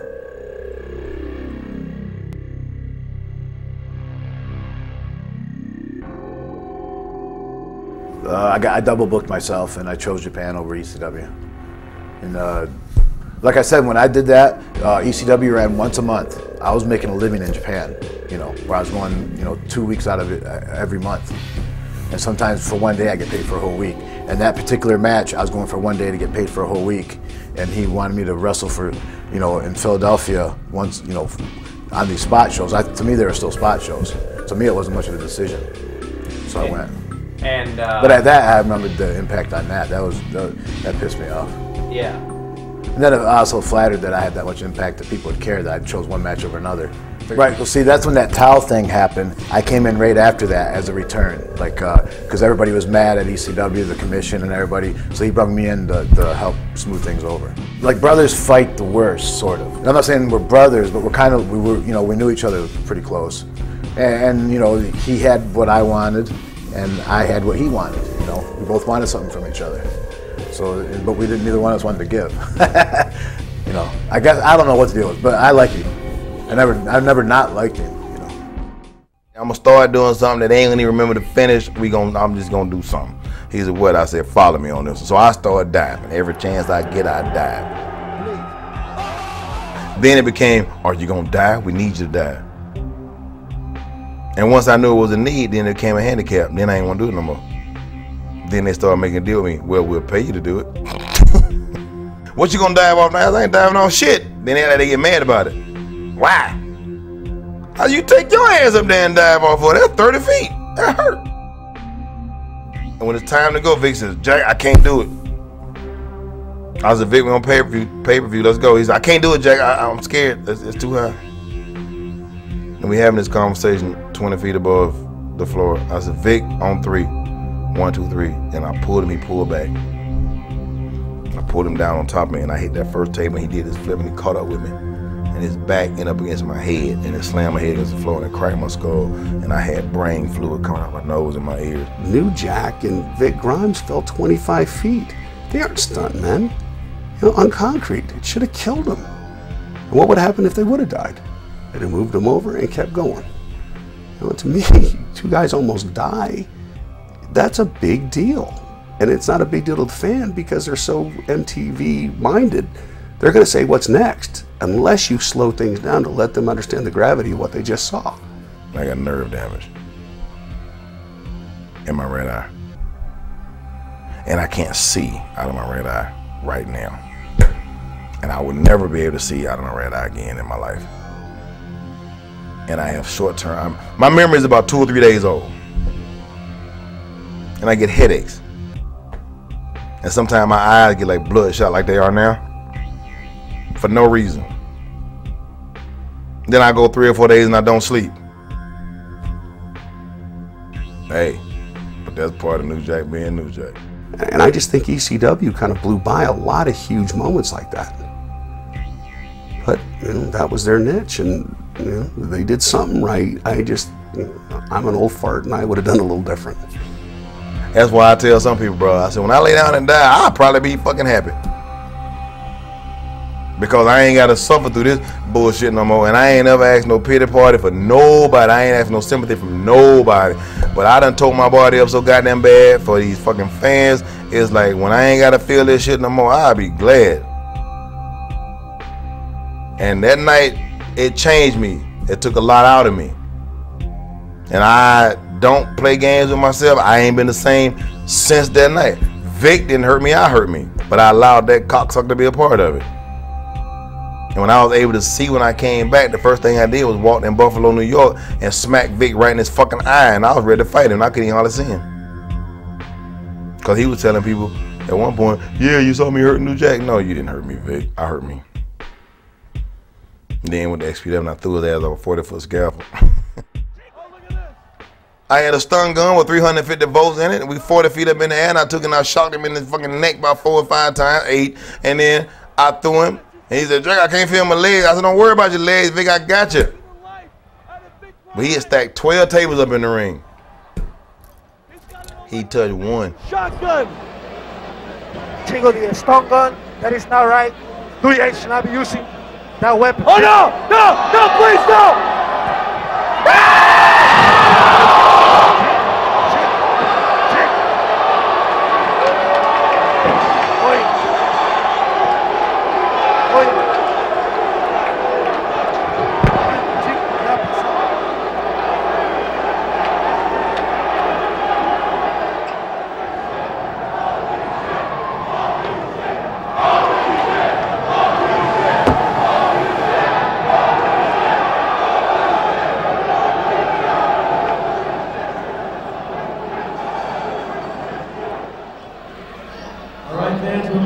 You all for coming. We're going to need to clear the building, call an ambulance, and we're going to need to keep the area secure.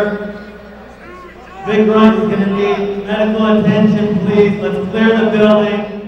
I threw Vic over them tables. I was trying to throw him. I wanted him to land on a post, the turnbuckle post. I was hoping that he landed head first on top of that pole. But they had moved the scaffold back about another 5 feet before when they were building the scaffold over the ring. And I threw him as hard as I could, and he hit the rope and bounced back in the ring. I wanted that to hit the floor. I wanted him to die. I ain't got no love for Vic, none, because he's a fucking idiot. Sure is. But it's all good now, because I'm friends with everybody. No, really, I am.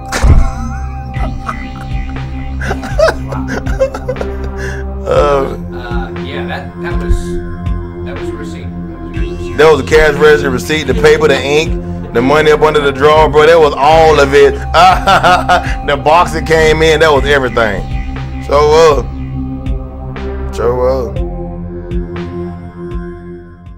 we found out the email address for the president of Request TV. His name was Hugh Panero. And we put that email address up, and literally he got overwhelmed with email. And I guess he figured that if that many people were that passionate about it and that interested in seeing it, that he'd give it a shot. And that's a big part of the reason that Barely Legal got off the ground. Here's the part that I don't know if a lot of people remember this or if they want to remember this. It's the fact that the locker room completely fell apart before the first pay-per-view. The entire poster was Taz and Sabu and none of us. No one else. And I'm like, you know, I mean, that was a hot angle, but honestly, I don't think it was as hot as ours. Other groups really, other than WWF and WCW, weren't getting onto pay-per-view. So this broke ground. Because you got to remember, we were only syndicated television. We didn't have a national TV deal. It was. The whole night was magical from start to end, you know. Paulie and his speech, it was wonderful. He did a great job that night, too. Everything was just a little bit different that day. You could tell by certain guys that weren't pacers at all, guys that were pacing back and forth, totally nervous. I was going to be the first announcer ever to call a wrestling pay-per-view by himself. No color commentators, and it had never been done before. The WWE was pretty instrumental with helping, you know, us with the very first pay-per-view as well, as far as, you know, using the special lighting company and stuff like that. For anybody that was involved as a performer from that time, if they tell you they weren't excited, you know, as hell that night, they're lying to you, because I was, and I'd been to a lot of pay-per-views before that. They were ready, though. They were ready. They were prepared, and the excitement was there on Barely Legal. It was wonderful. Terry ain't nervous. I know Stevie Richards was goddamn nervous about that match, you know what I mean? But maybe I was too drunk to be nervous or whatever, but I don't know. But everybody was a little bit tight, yeah. Can't beat that one, boy. That's a hell of a match. Holy crap, did you see that? I just remember going to Terry, I said, Terry, we are going to steal this show. And he looks at me, he's well, goddamn saying, let's go out there and just do that. Actually watch the tape of Barely Legal. You'll see me, the only time you see me on camera, during the last match, I am running around ringside like a rabbit without its head. We're going home, go home, it's time, bring it home. We're off the air in 3 minutes, 2 minutes, bro. I'm trying to get these guys' attention. We had like 10 seconds till black. 10, 9, 1, 2, 3, 6, 5, 4, hand raise, 3, 2, 1, and we're off, you know. I mean, it was right down, you know, just right on the money. We're off the air. 2 minutes later, the generator blows, and everybody just looked at each other, and we were all like almost in tears. It was just one big group hug, one love fest. That night was like, we were the little engine that could. We did it. To this day, I will put that performance up against any other wrestling announcer that has ever called any wrestling event. And I'm not saying I'm better than everybody else, but I think, especially on that night, I was as good as anybody else there has been. The high that everybody felt because everything went off and it went off great, and that it was like, all right, we're there, we're doing pay-per-view, we made it. I remember being in tears. I remember being absolutely in tears, and it's the first time in my life that I had ever cried out of happiness. I don't know that I've cried out of happiness since. Terry Funk embodies ECW. Everything that was good about ECW was Terry Funk. I don't think I've met anyone who has a bigger passion for the business. That's not fair. He's a great guy. He's a super great guy. Good friend of my family and good friend of mine. A lot of respect there between you two. Yeah, super amount. The guy's been there, done it all, still doing it, and I have all the respect in the world for that guy. He's amazing, absolutely amazing. I'm glad you asked me about Terry Funk.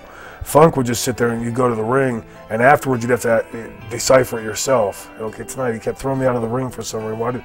Okay. So it was a very different way of teaching. Hardcore fans absolutely adore Terry Funk because of him giving his body to them. Terry was way ahead of his time, and he stayed about 10 years ahead of the curve his whole career. And at 60-something, with knees that shouldn't work at all and a back that is completely wrecked, but an iron will, he still goes out and entertains as good as anybody. He went to ECW, and he didn't come there just to make himself a star. He came to put other people over. And how many legends put people over? I mean, most guys, you know, they want to be the top guy till the day they drop, and Terry never cared about that. Terry, he was always good for business. Crazy. That can't be an act. That can't be an act. It's either the greatest work in the business or that man is a little nuts. Terry Funk, I wouldn't have sex with him, but I love him to death. You know what I mean, he's been around his business since 1902. And Terry Funk paved the way for a lot of guys in this business right now. And I respect him to the utmost. The reason why he started moonsaulting, he's getting late on in his career. What the hell can I do, kid, to really make these people pop that they ain't seen already? God damn it, I'm gonna moonsault. I just looked at him like that. He's like, what, you don't think I can? I said, Terry, you are God. You can, what am I gonna tell Terry Funk now? You can't moonsault. The guy would have beat the hell out of me right then. I really admired John Ayers, and because he taught me what a leader really is. You know, I mean, kind of made me understand what a true leader is, and a true leader is a person to be followed. And I tried to do that whenever I was in ECW, to be the type of individual that went out there and gave 100% and didn't bitch and didn't gripe and did the right thing for the company, and tried to do the right thing for the people that I was in the ring with too. And I think that I accomplished that, and I'm very proud of that. You think that I don't remember the most physical and brutal match that I was ever in professional wrestling was in a barbed wire match against Sabu, and we both had to be cut out of the barbed wire at the end. As far as giving to an audience, he got entangled in the wire, and it totally ripped his bicep from his elbow all the way up.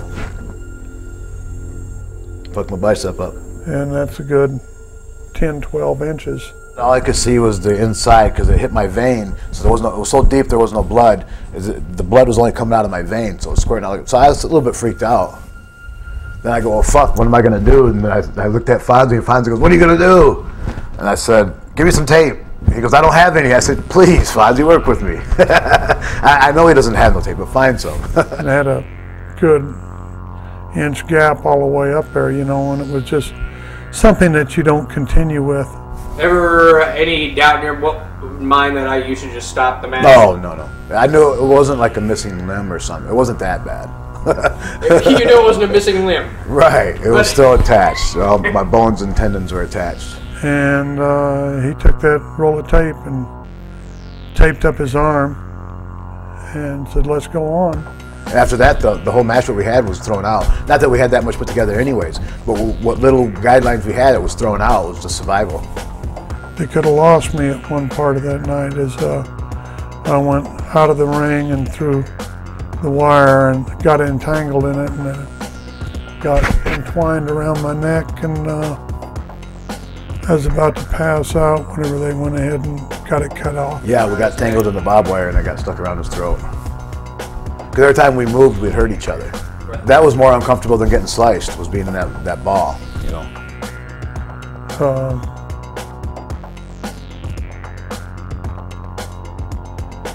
I've never seen anything like what he did that night. I brought in Public Enemy to the WWF, and I didn't know that they had turned down a contractual offer by Bruce Pritchard and somebody else a couple of years before that when they came to WCW. Well, they come up there and somebody buzzed Ron Simmons and Bradshaw and said beat them up to see how they react. And I told Public Enemy, I said, "This is coming, you know, don't say anything." And if you don't think that I felt horrible sending two people that I tried to offer an opportunity to the, you know, as a representative of the WWF, and then to tell them to take this beating to show that they are part of the team, to only get fired a week later, I'm ashamed of myself, and I'm ashamed at that time of the business that I was in, because those guys, I've been told by Vince McMahon 100 times, I don't offer guarantees, I offer opportunity. Everybody has an opportunity to excel here. Public Enemy didn't have a chance to excel. They were humiliated and fired. Just one phone call, and out of one phone call, this urban myth was born that there was a mole in the company and everybody's going to raid the company and bring the company down. As Paul and I got to talk more and more about it, we started realizing, wow, when the boys bite, you know the fans are going to bite. People were like, "Oh, there's a mole in the locker room," but I never heard that talk. Todd Gordon calls and has this big plan. He calls up and he goes, it was an invasion angle like the NWO that had started to wind down, and he goes, "I can bring you this number of ECW talent and we can do an invasion," and you know, and these guys were all working for ECW at the time. And I said, "You clear that with Paul E and we'll talk." I said, "If I hear Paul E tell me and go down the list of everybody you have, then we'll talk." And he goes, "I can't do that. This is a deal where we're gonna take this group of people and come down there." And I said, "We're going to be upfront about it, and we're not going to do it." There's one performer go up to Paul and say, you know, I was part of that group supposed to be jumping to WCW, and they offered me $300,000 a year. Well, Paul knew there was no group jumping, so this guy's making a fool out of himself. Todd and Paulie were partners at that point. I don't think the mole thing never could have really materialized. But yet the legend of this mole story grew and grew and grew, and we just sat back and we just laughed. The only time I was really bothered by somebody jumping from ECW was the time Stevie left ECW for WCW, because there had been no notice of it. Because I really didn't want to leave, but I also knew that influentially we were no longer going to be an influence in the business like we were. I mean, and we weren't again. The whole "you sold out" thing chanted by fans. Yeah, well they did, you know, fine. So you're supposed to work for the most money you can get. Bischoff and Vince would every once in a while try pulling a talent raid. Paulie had no choice but to lock guys in under a contract with some decent money, but you know, the money wasn't there that we needed. Maybe at one point, technically, we're all being overpaid because you got guys. I was making like $175,000 a year. I know Van Dam was making that, Sabu was making that, Shane was making that, Raven was making that. You know what I mean? So we were making just, you know, there was 4 or 5 guys that were making close to $1 million. I've been pointed out as a lot of times that I was the one that took talent away from ECW, and that's not the case. I never took anybody or even presented anybody to WCW or Eric Bischoff that didn't call first.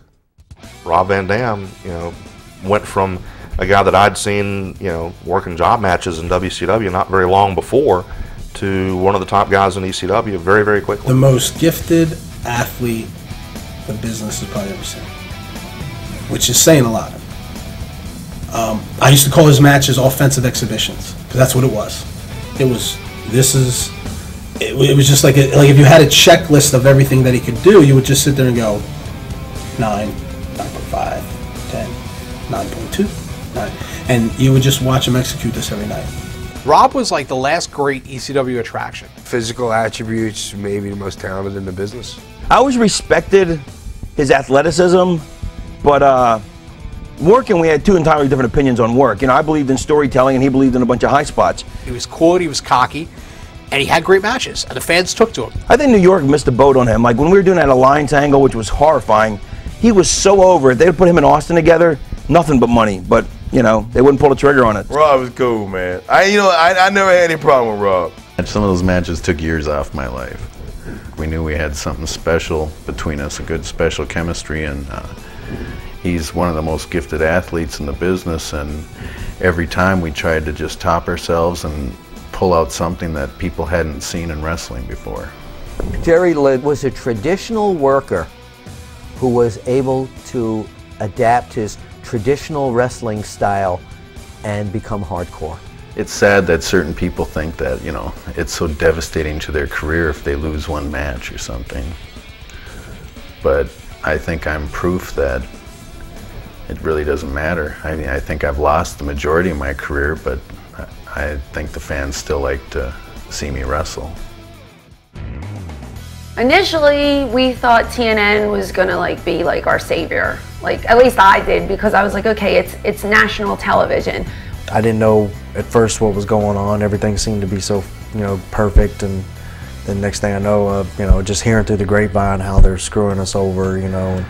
You know, I think the TNN deal, you know, probably wasn't as good as it could have been. They probably, you know, didn't make as good a deal as they could have. But again, they were desperate to get a TV spot, and they took what they could get. I thought this was going to be it. It was going to be great.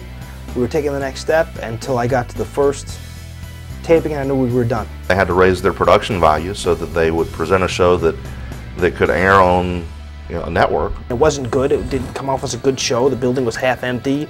The building was too light. It did, you know, we didn't have enough black curtain. It didn't look good. Compared to the Monday Night Wars, it looked horrible. It didn't look good. That grittiness did not translate well to a national audience. So instead, he put together like the best of ECW, which the network crapped on. I saw the facts that came in from them. We were paying them. You know what I mean? That's where all the company's money was going. They weren't paying us to be on that program.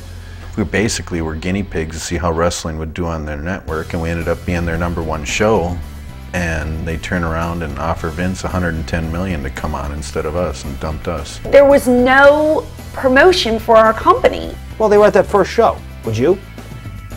The first show. And what did they see? A half-empty building in Toledo, Ohio, where we had a production truck sitting outside, a full production truck that we refused to use, and we did a 2-camera shoot. The Dudleys were the tag champs. Taz was the world champion. They were gone within the first month of the company, being on national TV. It was bigger exposure, but at that point, I knew the ship was sinking anyway. You know, it was a matter of time. You know what? And I'll say this bluntly, and he can read. If you're not good enough to script the show ahead of time like a pay-per-view, the way it's going to air on television, but just taping a bunch of matches in haphazard order and then cutting them together to make hours of TV, the business wasn't doing that anymore. So we weren't ready to take that step. When Mike Awesome tried to jump to WCW, at the time Eric Bischoff and Vince Russo had just returned to power, and they were going to debut the new WCW, and they wanted to really have a really big show with a big surprise. which turned out to be Mike Awesome, who through the grapevine wanted to sign a contract with us and come to WCW. Paul was ringing my phone off the hook because I was at Nitro and he was asking me, "Is he there yet? Is he there yet?" And I said, "Well, yeah, he's here." He eventually did end up on Nitro. Yeah, Mike did make his appearance. Then they arranged something, I believe, where Mike was going to do one more appearance for ECW to drop the belt. I think Taz came in and beat him, and that's how they got out of it. I mean, it was a big ordeal. They had like security, and he had to come in through the back door and couldn't come down the aisle. He had to get right in the ring, lose the belt, get right back out, right on the plane. It's kind of ridiculous. But from what I understand, Bischoff was trying to talk him into dumping the belt on TV. But thank God he didn't do that. It's kind of heartbreaking. I'm losing a friend. Probably won't see him for a good long time. And plus knowing that he didn't do the right thing. So anyway, it was around Thanksgiving, so as Mikey and I were prone to do, we'd try to pick out something thematic. And I went to this farmer's market and I bought a whole bunch of vegetables and, gourds, whatever. And the idea was that we were going to have Mikey and myself cutting some Thanksgiving promo about, what are you thankful for? What are you thankful for, while we were running through the Gaga about running down the card. And the punchline was going to be that I would hit some line, then I would shoot a fireball out of my hand, the table would go up in flames, and then they would pan back and you would see Mikey hog-tied with an apple sticking in his mouth on a platter like a suckling pig. And so as we were getting ready to do it, no, actually we got through it, we filmed it, and then I was screwing around with the little flash gun or whatever it's called that I shot the flames with. And I'm packing this son of a bitch up. And you're probably supposed to use this much flash paper in a brass tube about as long as my pinky. Well, as the drinking continued between Mikey and myself, I kept shooting progressively bigger fireballs. And right before it blew up, I had filled the entire cartridge, or whatever you would call it, with flash paper to the brim. And I'm ramrodding it in like Davy Crockett with a toothbrush. I don't know why it blew up or how it did, but because I had that toothbrush jammed in there, it couldn't go up, so it went out. So I'm doing this, and it goes BANG! And I was stunned for a second, and I looked down at my hand, and Mikey says I was in total character, and I went, "Fuck! Mikey, this is not good." I look up at Mikey. He's got viscera from my hand all over his damn face. There's blood all over the place. And then blood starts squirting out of my hand like a fountain. And I go walking into the other locker room, and blood's just jettisoning out of my hand. And everybody thought I had some gimmick that we were going to use, in a skit. And I'm going, "Guys, I need to see a doctor." And they're, "Oh, man," I think it was like Sandman's going, "Red Guy, that's the best one yet. That's a great gimmick." And I'm like, "No, guys, I think I'm going to die." And I walked over into the bathroom, and I started running water over my hand. And I looked down at my coat, and there was a big hole blown in it, about mid-abdomen level. And I reached, and I felt something wet on my shirt underneath, and I noticed a hole. I pressed a little further, and my index finger went just about all the way into my stomach. And I went, oh, well, not my stomach itself, but into my abdomen wall, whatever. And at that point, I just about fainted. And one thing led to another, and the ambulance got there. So Ron Buffone and Charlie got into a shouting match with the cops, telling them to cut the camera off. And they're screaming, "Fuck you, this is our program and our guy." And, and I'm sitting there in shock going, "No, let him film, it's fine with me, drunk and in shock. And the whole time they're telling me I'd better calm down because I'm about to die. And no, I'm fine. No, I'm cool. Get this on camera. And they're going, "Mr. Mitchell, you need to shut up. Your heart rate is through the roof. You're about to have a stroke or a heart attack. You are going to die if you don't calm down." And again, I thought I was calm as hell, and wound up going to the hospital. I think it took them 3 or 4 days to get around to messing with my hand. because they were worried about the shrapnel in my abdomen. While I was in the hospital, this damn chaplain, or whatever he's called, stuck his head in my room repeatedly. And well, first he came in and he said, Mr. Mitchell, do you think maybe the fact that this happened might have something to do with the character you portray? Do you think maybe it's a sign? I'm like, get the fuck out of my room. And then for the rest, I was in there, I don't know, 8 or 9 days. And the guy kept sticking his head in and wanting to know if I want him to pray for me, you know? And so yeah, I was in there for about maybe 9 days, I don't remember precisely. And my hand looked like I'd grabbed a chainsaw that was running. Absolutely disgusting. They had to like take pieces of it that had blown off and sew them back together. So like my hand looked like Leatherface or something. I mean, it was a nasty mess. You know, part of my finger was missing, and anyway, and then there was also this controversy because besides the fact that they aired the footage of the paramedics dealing with me, I'm sitting in the hospital the first night. Now I'm already shit-faced before this happens, and then they pump me full of morphine. And while I'm in there, I called Mikey and Tony Mamaluke, and I think it was Joel Gertner. Again, on a lot of morphine, these things get fuzzy. But they're going, oh, what can we do for you? And of course, being the drunkard that I was at the time, I was like, no, I don't need anything. Just sneak me in some booze in a Burger King cup. So it was a hell of an experience, and for the longest time, I was afraid that was going to be my legacy in the wrestling business. With the stupid ass who blew his hand up and nearly killed himself on an ECW pay-per-view. Everything that they did that was original was already stolen. And so, and really since then, there hasn't been a whole lot of original stuff since, because coming up with original stuff is hard, you know? So, you know, it wasn't that unique a product anymore. One thing that really got everyone was, you know, we were still showing up, I mean, busting our asses, bleeding, breaking bones, you name it, and sometimes the paycheck wouldn't be there. Yeah, the money for the travel started getting difficult to collect. One week he had to go collect it out of the merchandise stand to pay. And then we go to Toronto, sellout, wall-to-wall people, we set records.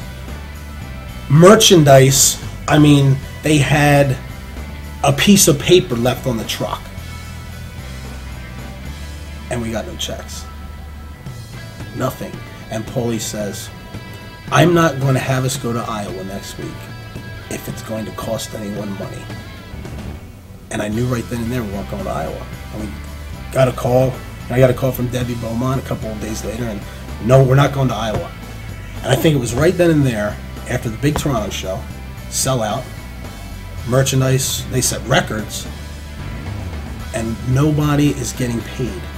And then that's when it hits you, this isn't the safest place to be. But then again, what are you going to do? Do you have the balls to stand up and say, you know, F you, I'm walking and I'm going to try my hand somewhere else? Or do you do what basically everyone else did? You hope and pray that it turns around so that you can reap the rewards. Because you know if you walk out the door, what's going to happen? You're going to burn a bridge, and in wrestling, that's the worst thing you can do. So, I stayed.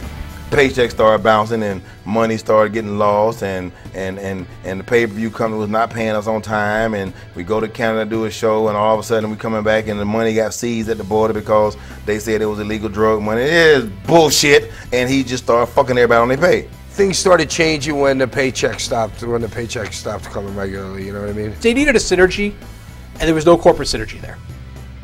And little by little, it killed them. It was like cancer. Like, you know, after every show, we would just sit there, and Paul would give us this speech, like, you know, we're going to get a TV deal, and I'm going to California, I'm doing this, this, and this. In my heart, I so wanted, you know, I wanted to believe him, but something told me, I'm not sure if this is going to, you know, this is going to go down. Paulie was out in LA having meetings with, you know, TV executives for all these networks, and when in all reality he was out there getting an extra payday shooting rollerball. And so when everyone found that out, I mean, what's that do for morale? You know, I had 10 checks bounced, but he made good on all 10 checks, and he paid my bounce fees. So that, you know, I have no problem with that. It got to a point later where the checks just didn't come. You know, he would come to you and say, "I'm not taking a dime out of this company. You'll make money out of this company before I do." You know, he probably said that to a lot of people.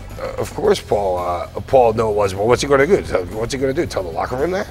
Paul Heyman really looked burnt out at that point.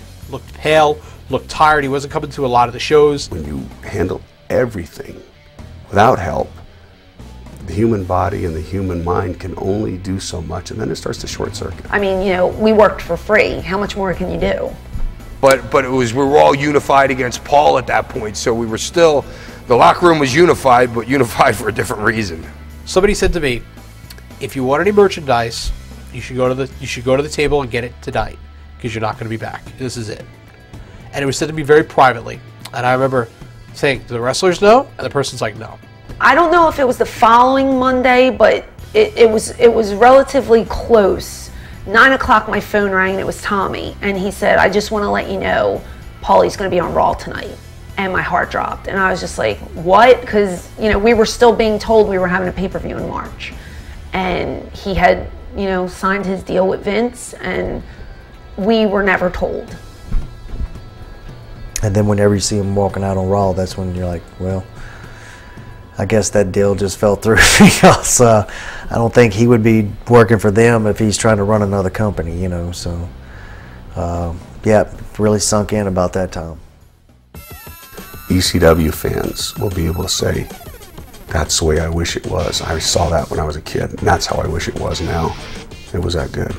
It'll always be something that'll be really missed, because it was something special. It's the greatest drug I ever took. Every broken bone, every torn muscle, every trip to the chiropractor, it was worth every bit of it. The product was something that connected with an audience that loved what they were watching, but they just didn't have the money to continue to wait it out. And you know, that's one of the ironic things, is that now that the WWE has control of that film library, they've made a fortune, made a ton of money on the ECW DVDs, and I'm sure more are going to be coming, and their pay-per-view is going to be a success. But you know, they have the money. WWE has the money to support it, whereas Paul and the people involved at the time didn't, and because of that, there was just no chance of success.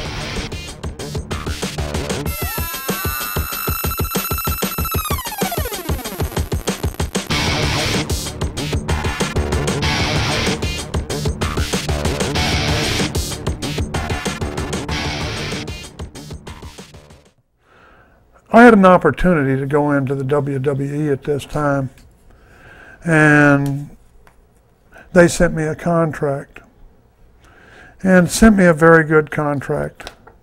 And this is a contract here, and it's not that it's anything special or anything, but it's for quite a sum of money, and it certainly isn't for what Hulk Hogan or Triple H or Ric Flair or The Undertaker makes, but it was for quite a bit more money than for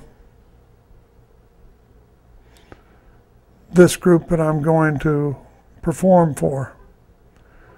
And I had a choice, and I had to make a choice between the two companies, because I know at my age and my time, again, is that I can't perform two shows that close together.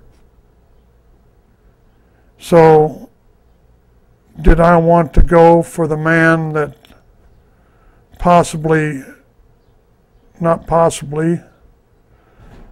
that did a lot to destroy the company?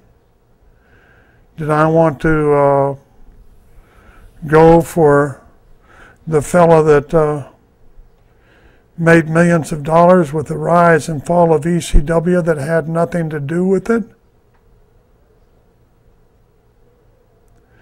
Do I want to go for the man that is going to have an ECW show that could give a damn about ECW? Did I want to go to a show that he's going to have fans that are simulating ECW fans. No, I wanted to go to an ECW show. I wanted to go to a show where it's an extension of the guys' personalities and not a Vince McMahon's group or whatever it is. So I chose to go back and enter into the ring into the three-way dance, and that took a lot of thought on my part.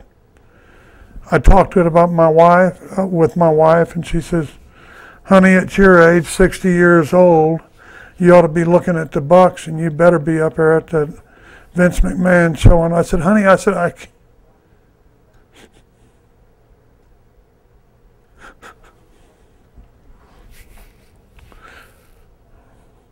said, "Honey, I can't do it."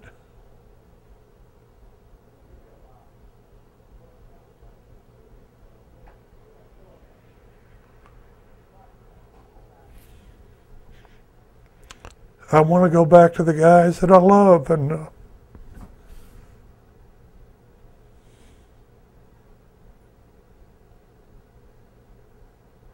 the guys that I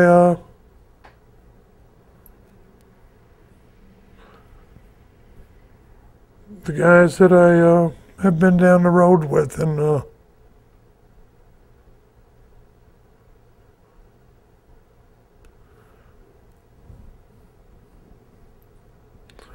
that's why I'm not a millionaire. Because I've done the things that I've wanted to do instead of the things that I probably should have done.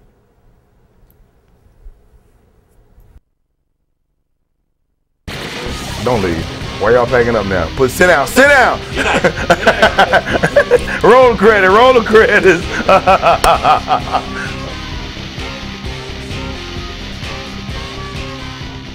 He used to back me up into the turnbuckle and he'd fart. Which made for great television because some of my facials were from Shane Douglas farting on me. I'm on my knees in the ring and he's got me, and he wanted me to yell "mommy." God, I hate living in Atlanta. If we give the United States an enema, I want to stick it right here. Celine Dion has a scar like I do.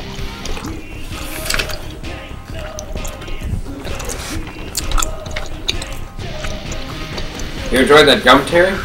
If you hold the ropes open for me, I can't hump.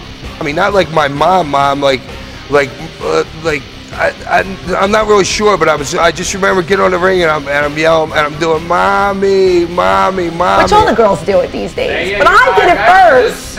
I did it first. You were the first to hump In the the rope. promos and stuff, she always knew how to handle that kendo stick.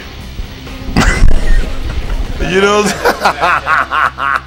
My nephews fart on me all the time. They cup it and throw it in my face. They do that, you know. I was wondering. Yeah.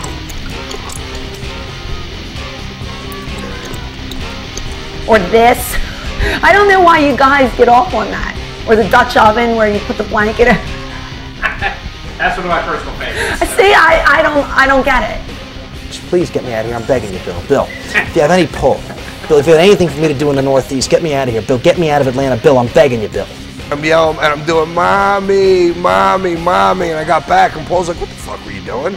I'm like, "I don't know. Is that what you wanted?" He goes, "No, that's not what I wanted." The Dudleys used to always say, "Francine loves farts." But I will tell you, I pop for the sound, but not the smell. You don't see that. Wait a minute, you don't see that. Yeah, right. Central chocolate. Damn it. That boy's good. Yeah. It's Jim McCarthy. Nix that part of this interview. Thank God you can nix this. But enough about farts. Farts are fun. This is, you're right. This is gonna be 20 minutes about farts, but. Back at you.